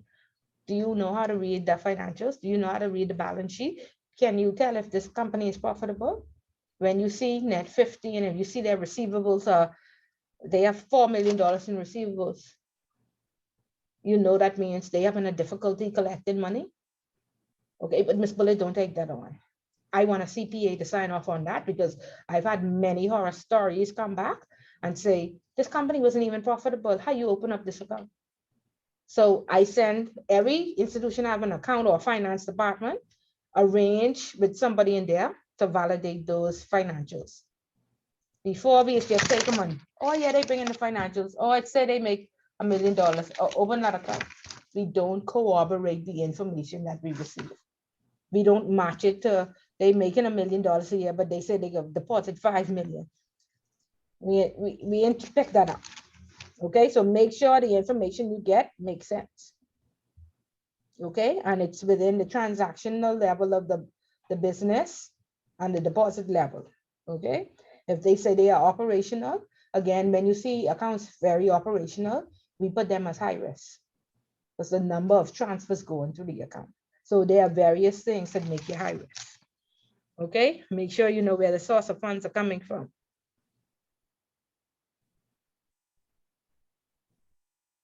And make sure you get satisfactory evidence of identity. Yeah, it said must just say 2, but it's been increased to all now. The law has since updated that you get it on all. Okay, any questions on identification? That's the first statutory requirement required by law. You can't open an account nowhere in the financial services sector if you don't identify the person. And I don't know if you all saw the other day, this guy is in prison now who's from the UK. He had a fake passport and he got it renewed and got a legitimate one and a fake driver's license from the UK. And he applied somewhere for a job and that's how they found out it was fake because they had some system where they put it in because a lot of people accept documents online now. So there's a system in WorldCheck, it's Thomson Reuters. You upload the passport and it tells you that it's fake. But he was able to renew it through the passport office online. And they found out that it was fraud, a fraudulent passport and driver's license. Okay, so you gotta be careful of that. We understand identification? Okay. Yes, ma'am. Okay, and we understand record. We understand record keeping. The other day, the storage facility at Lake Road burned down. If you all don't get a national insurance benefit in the next year, also you all know what happened. Probably in 10 years. There's a lot of national insurance stuff was there. So you just need to ensure that you have disaster recovery or backup system online. I doubt national insurance have that. So when they say you have to bring in all your stuff all over after you've been paying national insurance for 30 years, remember it burned down. Okay, so that's national insurance. So of course, then you get no fine. But these big savvy banks, Citibank, Royal Bank, you think they can say our storage facility burned down and we can't produce the customer information? You think they can get a slap on the wrist, Royal Bank of Canada? Okay, so make sure the institution has a backup system. So in case it burned down or flood or you have a September 11, God forbid, you know, there's 20 all sorts of stuff happening now that we've never seen before. And so therefore have that backup system so you don't get fined, because if it's a government institution, they got pity, but I don't think they got a pity on a high-tech bank. $20,000 for each individual and $100,000 for a body corporate if they cannot find, you cannot produce the information that they request 5 years after they close. The next thing, but they realized is that the Securities Commission had a briefing on this where they said, okay, so now we see this bank closed out 10 years ago and they just leave the stuff in the storage facility as they left the island. Okay, and so they don't want that happening either. So at that 5 years, if you shut down completely, you have to go back and get those stuff because you know, you leave that for the fraudsters. They are very, very happy. I have somebody who's a garbage collector, and the other day he bring me some checkbooks. I said, where you get this from? He said, I just bring this because I know you do compliance. I just bring this to show you how this person threw this entire checkbook in the garbage, did not shred it, ain't even tear it up. The account number there, this I say, I hope this account is closed, but still, your name, your address, your PO box, the account, people will use that. So please be very careful. These people are very smart. At the institution, I know there's a clear desk policy, and compliance goes around and check and make sure everything is locked away. And I think I told you all the story about the Securities Commission being defrauded of $850,000. We only know our car wash guy is Yari. I tell you all that, right? Jamal, you find out his name yet. I know he cleaned your car this week. Jamal gone to sleep. Jamal ain't talking to me. He told me the same nigga's name is Yadi. He ain't give me his full name. Okay. And you won't ask no question. You say, okay, Yadi, go ahead. All the bank information right in there. Have a free. Right? So be careful. Be very careful with that. Be taking home laptops, but we have a Jeep. So whilst we valet park our car, because we ain't going home to drop no computer. We going to Hilton for drinks or happy hour, and we valet parking. What happened to your computer and your book bag and everything? You won't walk in with that in Hilton. That valet man, go to town. I go around every hotel and give valet people $50. I say, let me park that car myself. Think they wouldn't let me do it? Take everybody computer and book bag and stuff. It happening, so be careful. Okay. Okay, so training. Again, like I said, the FIU putting in the papers $10,000 if you don't train your staff by March every year. Okay, or the prior year. So new employees, general information about money laundering and terrorist financing.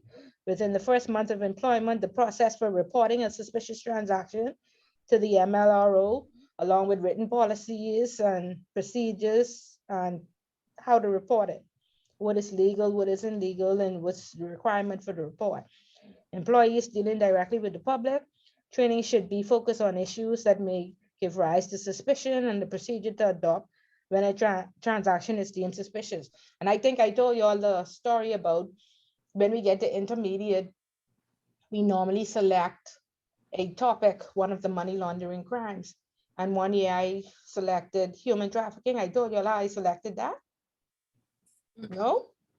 Okay, so I had somebody in my class and I said, I wonder which, do we want to do drug trafficking, human trafficking, what have you? This is an intermediate. And he said, well, Miss Bullet, I work in the casino, and 2 or 3 o'clock in the morning, I see these girls, they come in, they are very non-coherent. And I don't know, he said, I put drinks down in the front of them because, you know, the guys gambling. And so they say, send drinks to the table. And I could literally put my hand across their face and they wouldn't even know. I don't know if they dare. Sometimes we lift them out the casino. Does the casino have an MLRO? Does the casino have millions of cameras? Who on the front line? You think the compliance officer there at 3 in the morning? So what do we do if we work in gaming? What's our responsibility? Is there a big human trafficking ring? 70,000 Black women in America are missing. 39 Chinese were found with organs missing in the UK the other day. Isn't human trafficking a big thing? They always are telling us about this white van pulling up. So why do you think 70,000 Black women in America missing? Because everybody minding their business, nobody checking, and you have a non-coherent girl, you don't know if she on drugs or what, you don't know if she agrees to be. So what should you do? And he said, oh, no, Miss Bullet, I ain't going to jail. But this is why it could happen. This is why it's so prevalent, because everybody minding their business. So if you see something like this, nobody is saying to go and act on it, but you are supposed to have a suspicious transaction form. You are supposed to know that there are 21 crimes under money laundering. And you should know that one is human trafficking. And you should know what risk are involved in your job. Because if we work in the bank, but he come into the bank 3 o'clock in the morning, right? So if Yeah, you but in the him working, hotel, sorry, him working in the hotel, they have a surveillance team. okay, So this surveillance should be observant. yeah, but he noticed it. You know what I mean? That's why I say compliance now is everybody's business. And so obviously, I don't know if surveillance dropped the ball, but he noticed it. Mhm. And so that's just to give you that long story. That's how I selected human trafficking for that semester. And by the end of that course, he was filling out his STRs and having them investigated to make sure that those girls weren't missing and to see if they were on the property during the day and if they could get more information. Okay, and that's all you have to do. Nobody is saying to get up and close and personal with the people or you try and do it yourself, but people have, that's what the MLRO for, to go to surveillance and watch the video and see what she noticed, to investigate it, and then to decide if we need to call in the police. But there are 3 lines of defense, and this again came out with the update of the risk-based approach. The first line of defense is the front line. All the tellers, all the workers, and management who have interaction with clients. The second line of defense is compliance. And the third line of defense is internal audit. Because internal audit will then go and check to see if that MLRO lodged that report. And if they didn't, why not? Okay, so compliance is everybody's business. 3 lines of defense, ensure you know which line you are. Okay, and that's the only way we can curb this human trafficking. Because whatever happens in America happens in the Bahamas, right? And we don't have 70,000 Black girls for them to teach, and they'd be nowhere for us to go unless they hide us down in Angus. So be for real. So think about it. Crap. Yeah, but we have had some human trafficking. Our good, what with the good philanthropist guy, Adrian Fox. That's what he allegedly was out on bail for, human trafficking. And of course, we know, after they did their research, they saw how many strippers we have, even though stripping is illegal. They saw how many, a lot of persons coming in from Haiti and from Cuba on these vessels and always dying. Look at the lady and the guy who just died the other day. Where's the captain? There's never a captain. Mhm. And I spoke to a Haitian woman that told me that somebody approached her and told her that they would take her to Miami and approached her boyfriend and told the same thing. So she said she was going to go with one and her boyfriend would go with the next person. So she paid $5,000 and she got on a plane with 30 other people and they landed in Exuma and they got arrested and sent back to Haiti. Okay. Her boyfriend went on a boat. They never found them again. And he paid $5,000. And over the years, many Haitian nationals have been taken out so far and either shot or killed and made to jump overboard and just drown. So it's a big ring out there, but nobody talks about it and nobody knows. But we had a matter, I don't know how many years ago, when someone was arrested, found guilty for human trafficking. So I think they were Cuban girls. I don't remember the situation exactly. It was around the time when we had the Jamaican DPP, Vinette Graham Allen. When she was here around that time, we had one of those matters in court where the person was prosecuted for human trafficking. Okay. Just recently, somebody from Commonwealth Bank, a Commonwealth Bank employee, had, I think, 2 15-year-old girls detained. A male. Yeah, that was earlier this year. Yeah. So again, on the front line, not only on the front line of the bank, but on the front line in the casinos, on the front line in the pharmaceutical companies, in the oil and gas. There's a lot. Okay. So just be aware what you should look out for. Okay. And then it talks about account opening officers and managers and what training, and you all can read all of that. But not everybody gets the same training. at different levels. And added to this, um, one of the inspectors, and I told you all the story about the PEP, right? Where she was in my class about 2 years ago, 3 years ago, and she said, Miss Bullard, I was having a water cooler conversation with the pastor, and I asked him, how do they handle their PEPs? And he didn't know what a PEP was. I told you all that story, right? And so now the central bank has put out a board engagement policy. So even the board has to be trained. And they acted like babies. They acted like we said, go back to grade school, or they didn't have time, they didn't want to do this. Central bank said, send the attendance list. And whoever signature was missing would not be renewed as a board member. So they are enforcing from, the fish rots from the head. And when we do audits, that's the first thing that we ask for, the tone from the top.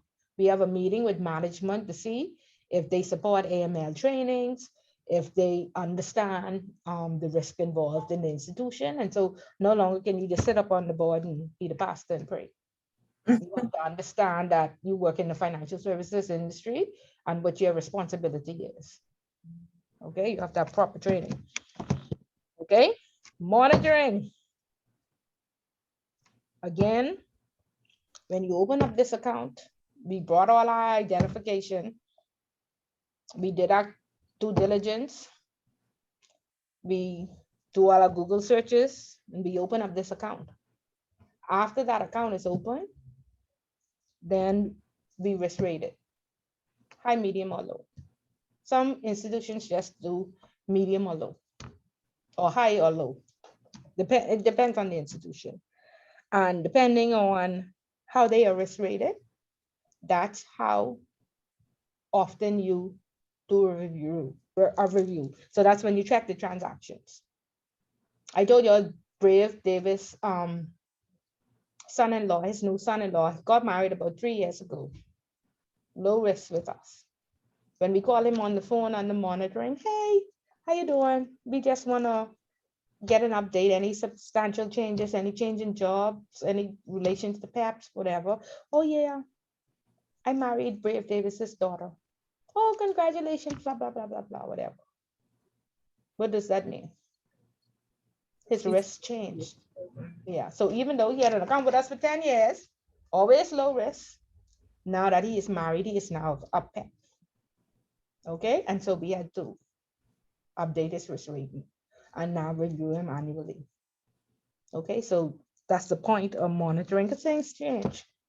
And sometimes you get a new job, so you make more money and you can deposit more, or your frequency change, or you want to open up an investment account or what have you. So that's the importance of monitoring, to ensure that the person is risk rated properly and you actually know your client. That's what KYC means, know your client. Okay, so there's some personal questions, people say, you can't ask him if he got married. You can't ask, that's what required. Nowhere in the world can you go and open up an account and not go through this. This is worldwide. And any country that does not do it is blacklisted. People don't do business with them. Okay? Our very sister country, Turks and Caicos, on all those blacklists. So if you look online, they are trying to now establish their central bank and establish their AML frameworks and what have you. And of course, you know that their prime minister or premier was impeached, right? So all over the Caribbean. Yeah, so they're having some problems, but they're trying to get out of it because now they see it's affecting the economy and now they need help. They can't call out to the IMF for help because the IMF says you don't have any policies and procedures in place to help yourself. And so therefore we lend 100 countries money except you, right? So you have to be careful. Okay, the MLRO, and that's why we're here, right? Again, not everybody in the compliance department is the MLRO, but normally the head of compliance. And we know that it's a regulated function that's always asked on the account. I mean, on the test, if you write an essay about roles, please say that it's a regulated function. You know that there's an internal form that is filled out by staff and we send these SDRs to the MLRO. The MLRO does an investigation, and if they deem that, this is a suspicious transaction, they send it to the FIU. Around the Bahamas, the FIU has said that, we don't send in enough SDRs, so we're not properly manning the financial services sector. But before 2018, before the FIU itself was repealed and replaced and updated and upgraded, I would have sent out like 100 FI suspicious transaction over the years, and not one ever got a response ever. They never did anything, never responded. Now, after 218, they have an online system. They call you on the phone, they right away online. So gone are those days. So that's why nobody ever bothered. They never responded. Nobody cared. But now we care and we're doing what we're supposed to do. Okay. So 5 statutory requirements. Very popular question on the exam. If you have it for homework, it probably won't be on the exam. You all have that for homework, statutory requirements? Okay. Yes, ma'am. You'll probably have some other questions. Okay. But they're important to know. Okay. So then we go on to talk about simplified and enhanced due diligence. And so in the central bank guidelines, they have 3 categories of due diligence. Exempted, that means that you are regulated, like Island Luck is regulated by the gaming board. So if Island Luck chooses to go into an institution and not produce passports, memorandums, and what have you, they don't have to. However, like I said prior, you can be more stringent than the law. You can't be less stringent than the law. So even though that's a law and Island Luck is exempted, Scotiabank, Royal Bank, CIBC say we don't do business with exempted clients. If you walk up in here for an account, you bring everything what is required, or you don't open no account here. Okay, so they are more stringent than the law. You can't be less stringent than the law. If you're less stringent, then you get fines, right? So some companies say, no, we don't do exempted. Then they say, we do exempted, but we don't do cash intensive. So that's simplified, exempted, sorry. And sometimes they just say, say it's simplified as well. So if you're registered on a stock exchange, if you're registered in the country by a regulator or any other country, because I know when I was at Royal, they say if you regulated in New Zealand and you could go on the registry and show that you regulated, they don't have to bring in other stuff. But the other day we had an incident where this bank, who was very rude, they say, oh, we're regulated, we don't have to bring in anything. So we opened up their account. Then they wanted a check. They came in to pick up the check. We didn't even have signatures. We say, we don't know who's authorized to sign. So you have to bring in a signatory list and you have to bring in a passport. And then he came to pick it up and we don't have your passport on file. So we don't know that you are Miss Bullet to collect this check. So there are some things that you still have to get, but the regulator says we have verified them, we have vetted them, and we have their information on file. Royal Bank say, we ain't going to no regulator.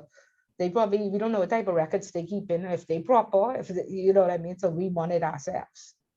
And you would find that even if you go to another branch, you have to start the whole process over.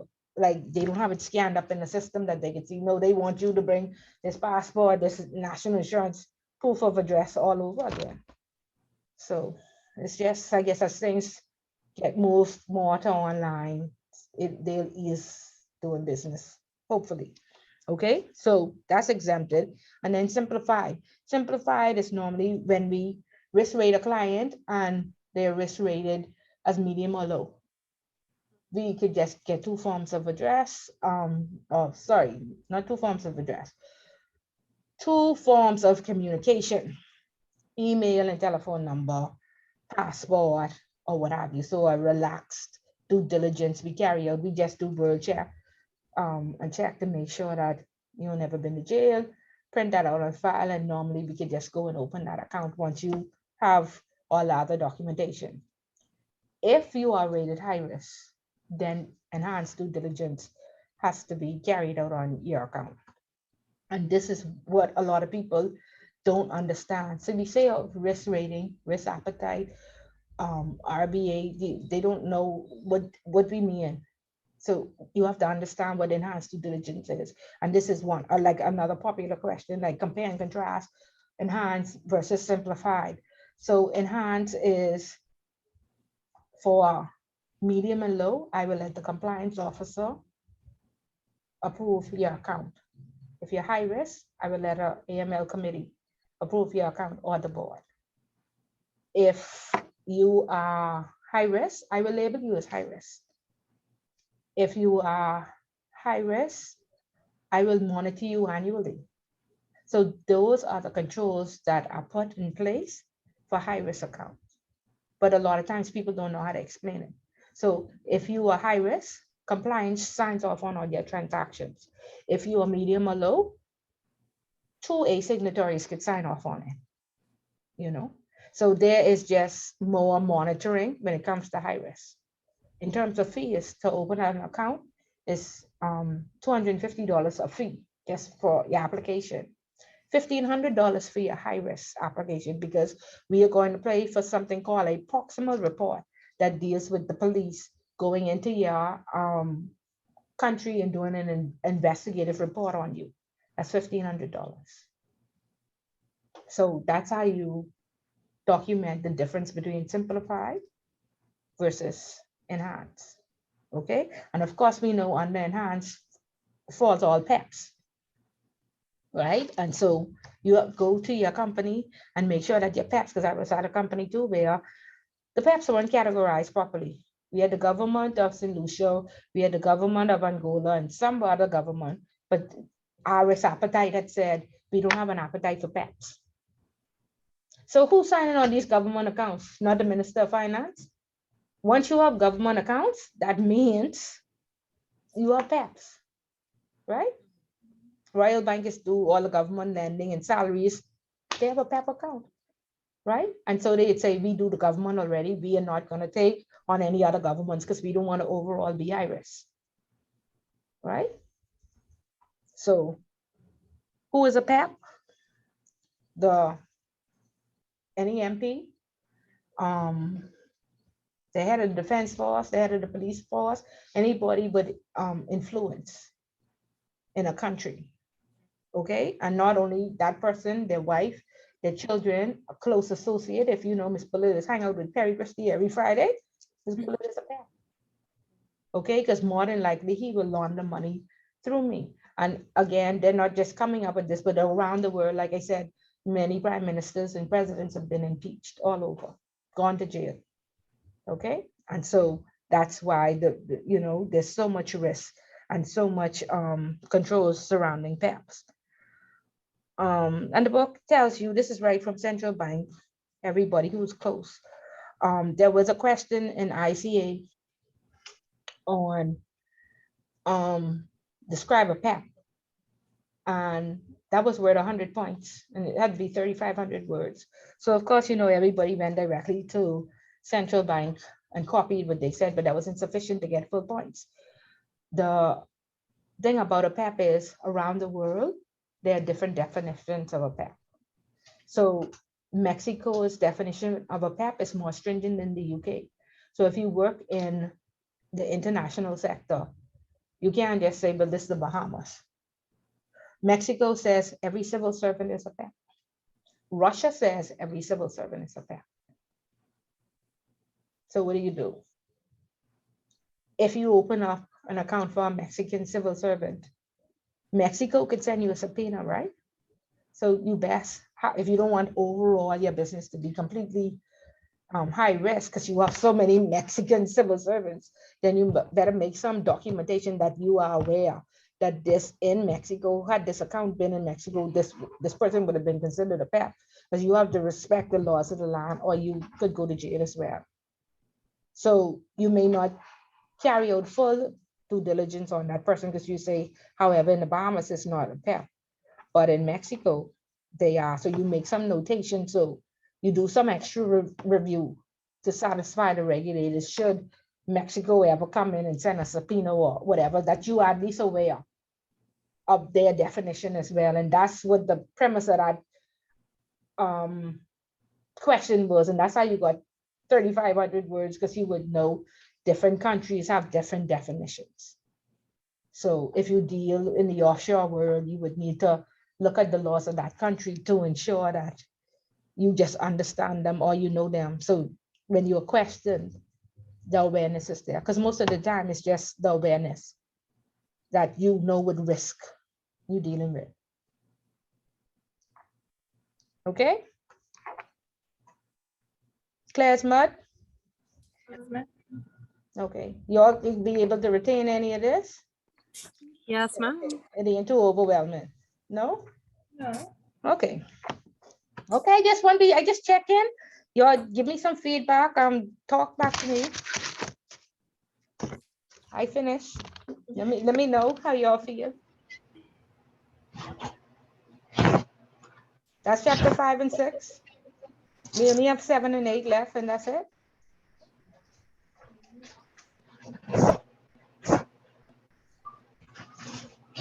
Zari, are you ready for me yet? You let me come back to you.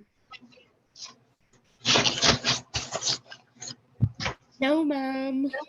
You still in, you don't want this 5%? Okay. All right, you don't want this 5%. Let's see. I Who else get in my here? 5% next week. I hope so. I hope so. You better come for the 10 next week. Is it for all of yours. I ain't Okay. get my 5. I ain't get my 5 today, Miss Bullet. Yeah, Headburn. I know you now. I know you now. I put your name down. I put your name down. Okay. You halfway there. You halfway there. Miss Okay. Bullet, Yes, Omega. with simple due diligence and customer thing, how come them two similar, What you mean? like with the customers, let me see, the Like KYC, simplified due diligence is a type of due diligence. So it's due diligence, and exempted, simplified, and enhanced falls under there. And when you look at the 40 recommendations from recommendation 10 straight to 24, all talks about different types of due diligence. okay. You don't sound sure. No, because I know, like, basically with the simple due diligence and with the customer service thing, the KYC is like basically the same information. So I just want to know, like, why they are so separate. Why simple due Yeah. diligence and think I'm so separate? It's separate. Okay, because KYC is knowing your customer. Due diligence is after managing the information that you receive and actually understanding it. So there's a process that you go through. Once you receive all this information, you have to corroborate it. Means it has to make sense. You have to check it to see if Miss Bullet is really make this $10,000 a month. If this information she provide is true. And then after, you have to then monitor her for the duration of her relationship with the institution. Okay. Okay. So like Yeah, I I say, understand. when you look at the recommendations from 10 to 24, deals with customer due diligence, various different factors.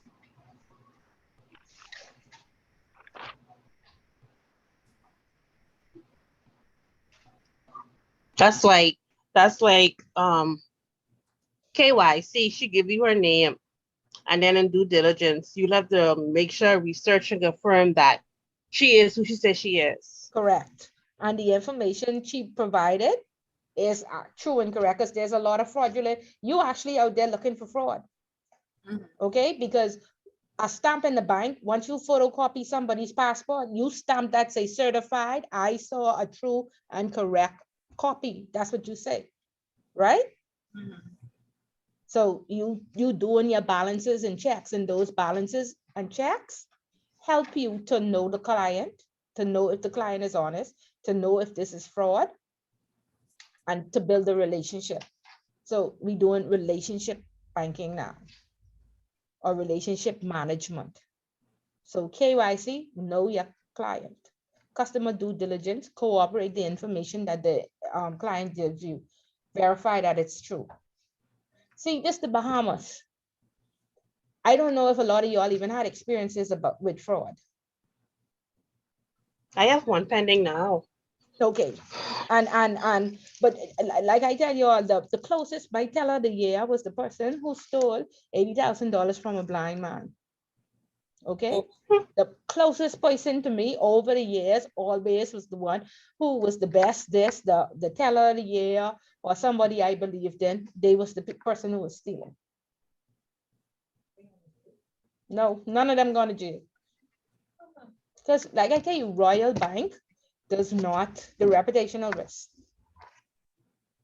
Too much embarrassment. The customers could start saying, all the Royal Bank staff is thief. Every time I turn on this news, a Royal Bank employee being all before the gods. Then you have a bank run. So they just let it go because of the reputational risk. But now fraud is money laundering. Stealing by reason of employment is money laundering.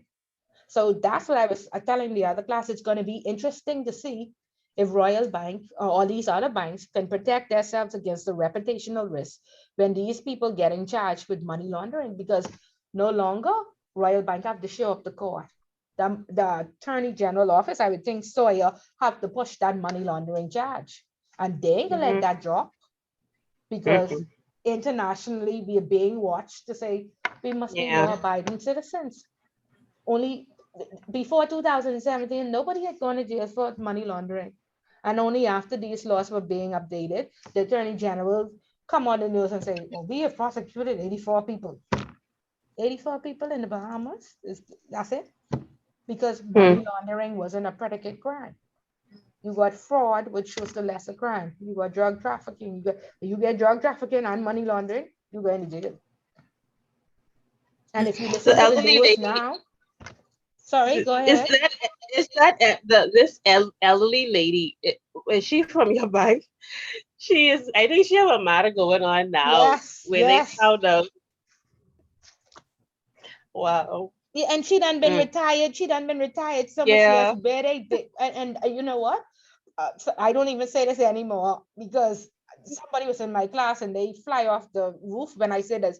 But two people was in my class from the FIU, and they said, "Listen, we have boxes and boxes of people who we did not prosecute.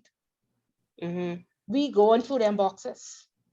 Okay, and that's what happened. And so another person who was in a senior position, I say, the FIU working overtime, going through them boxes, or them people who they prosecute over the years. Like, how could you say that, Miss Bullet? You don't work at the FIU. That I forget what he said. I was like, something like that. That is an untruth. I said, okay. He dropped out my class, and it was two of these going on. He left my class and gone to the next class. Some of these people are old now. I even report me say Miss Bullet saying untruths, and she doesn't work at the FIU. But I saying the people just before him had said this. And then, like I said, where they dig this woman up, she done retire, must be 10 years. She 80 years old. They just dig her up before she go into the grave. I'm gonna put mama in jail. Now they wrong for that. Yeah, she just get charged. She literally just get charged this year. Well, I don't know. She was remanded and then she got bail. And she like 80. That's bad. Okay. No, that's bad. All them people money she teach. That's bad. Having money back. She retired. She retired. She get a pension. She didn't look back at them people. She didn't say, "We'll take my pension." No, she didn't need that little thing. She ain't pay nobody back. You can't give up the people money no more, Chad. No more. Okay, so y'all be careful. Okay. Any other questions or concerns? I was asking if she worked at the bank. Sorry? I was asking if she worked at the bank. Yeah, she worked at JFK for, they say, 30 years. What? For 30 years. Moving money from them. Even a very young girl was at Commonwealth Bank in Eleuthera, and she stole like $30,000. I was like, miss, you could have borrowed that. Yeah, recently. And she got charged with stealing by reason of employment, and she got money laundering. However, she pled guilty. She did not waste the court's time, and she paid back half of the money. And so, and they give her, she comes out of jail to pay the rest, and so they dropped the money laundering charge. And then it was only $30,000. I was like, miss, you could have borrowed that, man. Come on. 30,000? She has to pay it back if she borrow it. She don't pay it back. Well, yeah, they dropped the money laundering charge. So. Just Well, she could pay that back and she ain't working. She must have got some serious No, but I mean, you could borrow like you could borrow 30,000. You really think you would thief for how long and get away with it? Like really? you might as well just tell her Yeah, over a couple of years. But only 30,000. I just thought like really go to the bank and get a loan. You can She qualify get for paid 30, you know, you can qualify for that. And she worked there. Jeez. she would have gotten that. she must use buying clothes. She's I don't know. I don't know. Whatever it was a very bad decision. It A was very not bad for her. decision. Yeah. Very bad. Okay. Okay, so we good. We can retain this and see that's just it, Miss Bullet talking. And I can talk y'all that y'all fall asleep. Miss Bullet can talk. But will we do anything with this information? No, if it's true, I sit in meetings all day and these people is talk, and everybody's take minutes and share them. And the next meeting come, nobody read their minutes because nobody do nothing. What the people say, I don't want that to be us. I want them action behind all this talking. Okay, I want us to be able to retain this. I want us to be able to go back to our institutions and apply some of this. Okay, and protect ourselves. Don't have no friend at work. All of Miss Bullet friends and Ian not going to jail, but they should be in jail. So be careful. And the only way you could be careful is if you know the policy and procedures. So nobody will think, Miss Bullet don't check. Miss Bullet's just sign them checks and don't look. We could go down, we could defraud this company and use our signature. And that has happened a lot. A lot. Or this new technology come out, or the sand dollar. We didn't know how to use it. We don't know the risk involved. We don't know what control in place, and we sand dollaring it up all over, paying for everything with sand dollar. Go and read. Right? Because we want to look cute and put our phone up against the cash register. I'll pay with my sand dollar. You know what the risk is, right? So you'll just read up on it and support the initiatives. Okay. Question. Go ahead. When are you considered a excuse me, a compliance officer? Would that be after you've taken all of those courses or anything in particular? Yeah, after you would have done ICA or ACAMS, then you become a compliance, officer. Some people just use the title. But to be approved, you need 3 to 5 years in the position, experience, or with banking, and then or whatever area you in, and then the designation. So that will be that course, that 18-month course. Yeah. So a good thing to do is, I was a relief officer because nobody else wanted to do relief. So I went from position to position to position every time somebody was out, pregnant, sick, or what have you. And so that enables me to get an overview of credit, get an overview of finance, get an overview of HR. And so then when I decided my career path, then that's why I was ideal for compliance, because I had done the ICA and I had a touch. So when those executives sit down and tell me foolishness, I can say, now, come on, you know better than that, because it ain't always easy to just read a manual and carry out a function. So ask for opportunities to cross-train and ask for opportunities if there's a relief position. That's how you learn the whole organization. Yeah, because they've already said that I could come in compliance and I could assist with certain things. Well, as long as it doesn't interfere with my present department. Okay, so do that 100%. Yeah. Yeah, and ask a lot of questions and see what you could learn. And you at the country level, so that's even better. So is it true that if you work in the compliance department already, in the compliance department already, you can't, you're not supposed to actually be there unless you certified? Yeah, if you want to intro, you shouldn't be there. You shouldn't be there. You would get like a fine or something? No, you only get a fine, but you don't. You are the promoter of policy and procedure. and you just learning it. You just learning who the regulator is and what to do and how to do it. So how are you making sure that the rest of the institution is compliant? So don't matter that you there, keep your job, you're doing the right thing. You know, just learn. And I didn't get it the first time. So if you have to do it 10 times, do it 10 times. Just don't give up. You know. We also have a former banker, compliance officer, who works with us now, and she also does classes as well. Well, it's free actually for us there. She do certain classes with persons in the area. Well, they're just really getting started because it's new. So they're trying to get everything off the ground. She has started a few classes already. So yeah. Yeah. So I haven't done any with her because I actually wanted the certificate. Because you don't get a certificate. Mhm. I just wanted the certificate. Yeah.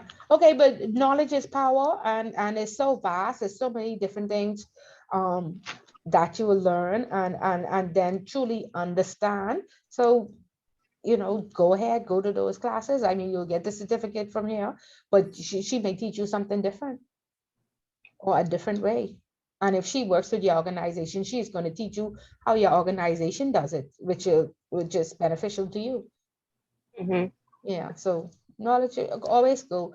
I go to all the lunch and learns, all the seminars, everything. I sleep through some of them, but when I wake up, I make sure I introduce myself to somebody and say, "Hey, can I call you?" Or no, for real. You just dress up and go. I introduce myself all day. Hey, I just pull it. Put your numbers in case I need to call you. And when FAC and CRS came out, I needed the call. A lot of people to get some information because nobody knew what to do. So I said, okay, so what you do for a workaround or how you do this? And the company don't always want to pay. So you have to find a way. And that's why you need to build a network, and then you need to be beneficial to those people too. A lot of people call me too for information and help. And I try to help as much people as possible because I always need help. Because again, it's decision based. There's no manual that can tell you, Miss Bullet, do this. Okay. And like I said, keep your library because all these things coming back up and you have to refer to something. Keep your library, keep it organized, keep your notes. People say, Miss Bullet, what I could do for a risk rating? I have everything on the risk. You imagine me looking through 10 years of information to find out what you do for risk. I don't have all these things in my head, but you have to be information seeking, and you have to know where to go and get the information in the shortest amount of time. Because that's how they speak. Oh, I need it now, Miss Bullet. I can get paid if you don't approve this account. I need you to do this. I say, but I don't know anything about SACs, and I don't know. I have to go read a whole book. Oh, please read that tonight, please. That's how it is. Because you won't know everything, and you don't have. I just have to do research. I just have to call people. I say, no, explain it again. You could give me a visual, like what you mean, like how to do this. I don't know. Tax. And I had to learn it and train the organization on how to do it. So I had to say, okay, let me go to all the seminars. Let me do it first. And I do it for 2 years because I just couldn't. I said, I can't train nobody. I can tell you no lie. Nobody in the Bahamas has done tax. FACA and CRS, nobody has done tax. We just get VAT. I didn't work at National Insurance. I don't know, to have some back, nothing. So I had to figure it out. So I had to do the function for like 2.5 years before I could stand up and knowledgeably teach somebody it. Or I could stand up like some other people is doing, just talk for 3 hours and give the wrong information. Some people is doing. Okay. So fact check everything what Miss Bullet say. And I still make mistakes. People just come back and say, no, Miss Bullet, it wasn't 90,000, it was 900,000. I said, okay, thank you. Because I was all telling everybody 90,000. It was 900. Okay, so don't try to be a know-it-all, and you always have to be diplomatic. You have to be approachable. When we get these positions, people can't talk to us unless they make an appointment. Well, that's foolish. Helpful. You have an open door policy, and you share your knowledge, and it will come back to you. Ain't no manners either. Miss Fuller. Yeah. Fuller, Yes. I want to know, to teach the other classes as well, like the next step to continue. Yeah, you want to make sure. Oh Lord, I ain't going to the next step. Yeah, Miss Buller is teacher, but we have some other teachers as well. Uh, Karen say, oh, she just check it off her list. I definitely ain't going to that. Miss Fuller, when people know that you're a good teacher, they try their best to hang on to the ones that they know best. Okay, okay, Sheila, thank you for that. Thank you. Thank you. Karen them say, you don't know what you're talking about. You should have come to class. You should have come in. That's all right. Yeah, but no, but that's what we're here for, to help each other, to get everybody comfortable. That's why I say form a group. If you're gonna go all the way, you're gonna need some support. But don't give me a. I've been doing this for 6 years. I in 50 groups. I had to throw that number away. That used to ding, or I can't go in no more groups. I'm sorry. Put them on silent, Miss Fuller. Listen, after my class, I have to put her out of office. The people just be harassing me. I cannot give out grades. Y'all please call the office. I cannot give out grades. Okay, the office will have all that information. So call the office 2 weeks after you take your exams. But it can't give out grades. Because my grade have to get cross marked. And so it's still in the final grade anyway. So I only could say, yes, you get your 5% for this and that and participation and your homework. Okay. But I even teach all the way up to ICA. So I'll be there for the 18 months too. Half of it. I teach some portions of the AML and some portions of the governance and risk. So I go all the way through. Okay. Yes, ma'am. Okay. That's great. Okay. Great. Excellent. Miss Bullet going home now. Okay. Good night, Miss Fuller. All right. Good Good night. night. Y'all have a So you fabulous want week. Miss Be Fuller, safe. Yes. Miss Fuller, you want to turn your face at the end of the class. You've been looking straight forward all night. So I have people in the class. That's why. Okay, you get people online. Bullet on vacation. You see my daughter plait up my hair and everything. I on vacation. I chilling out. I even have sunburn. I was at the pool. Oh, that's nice.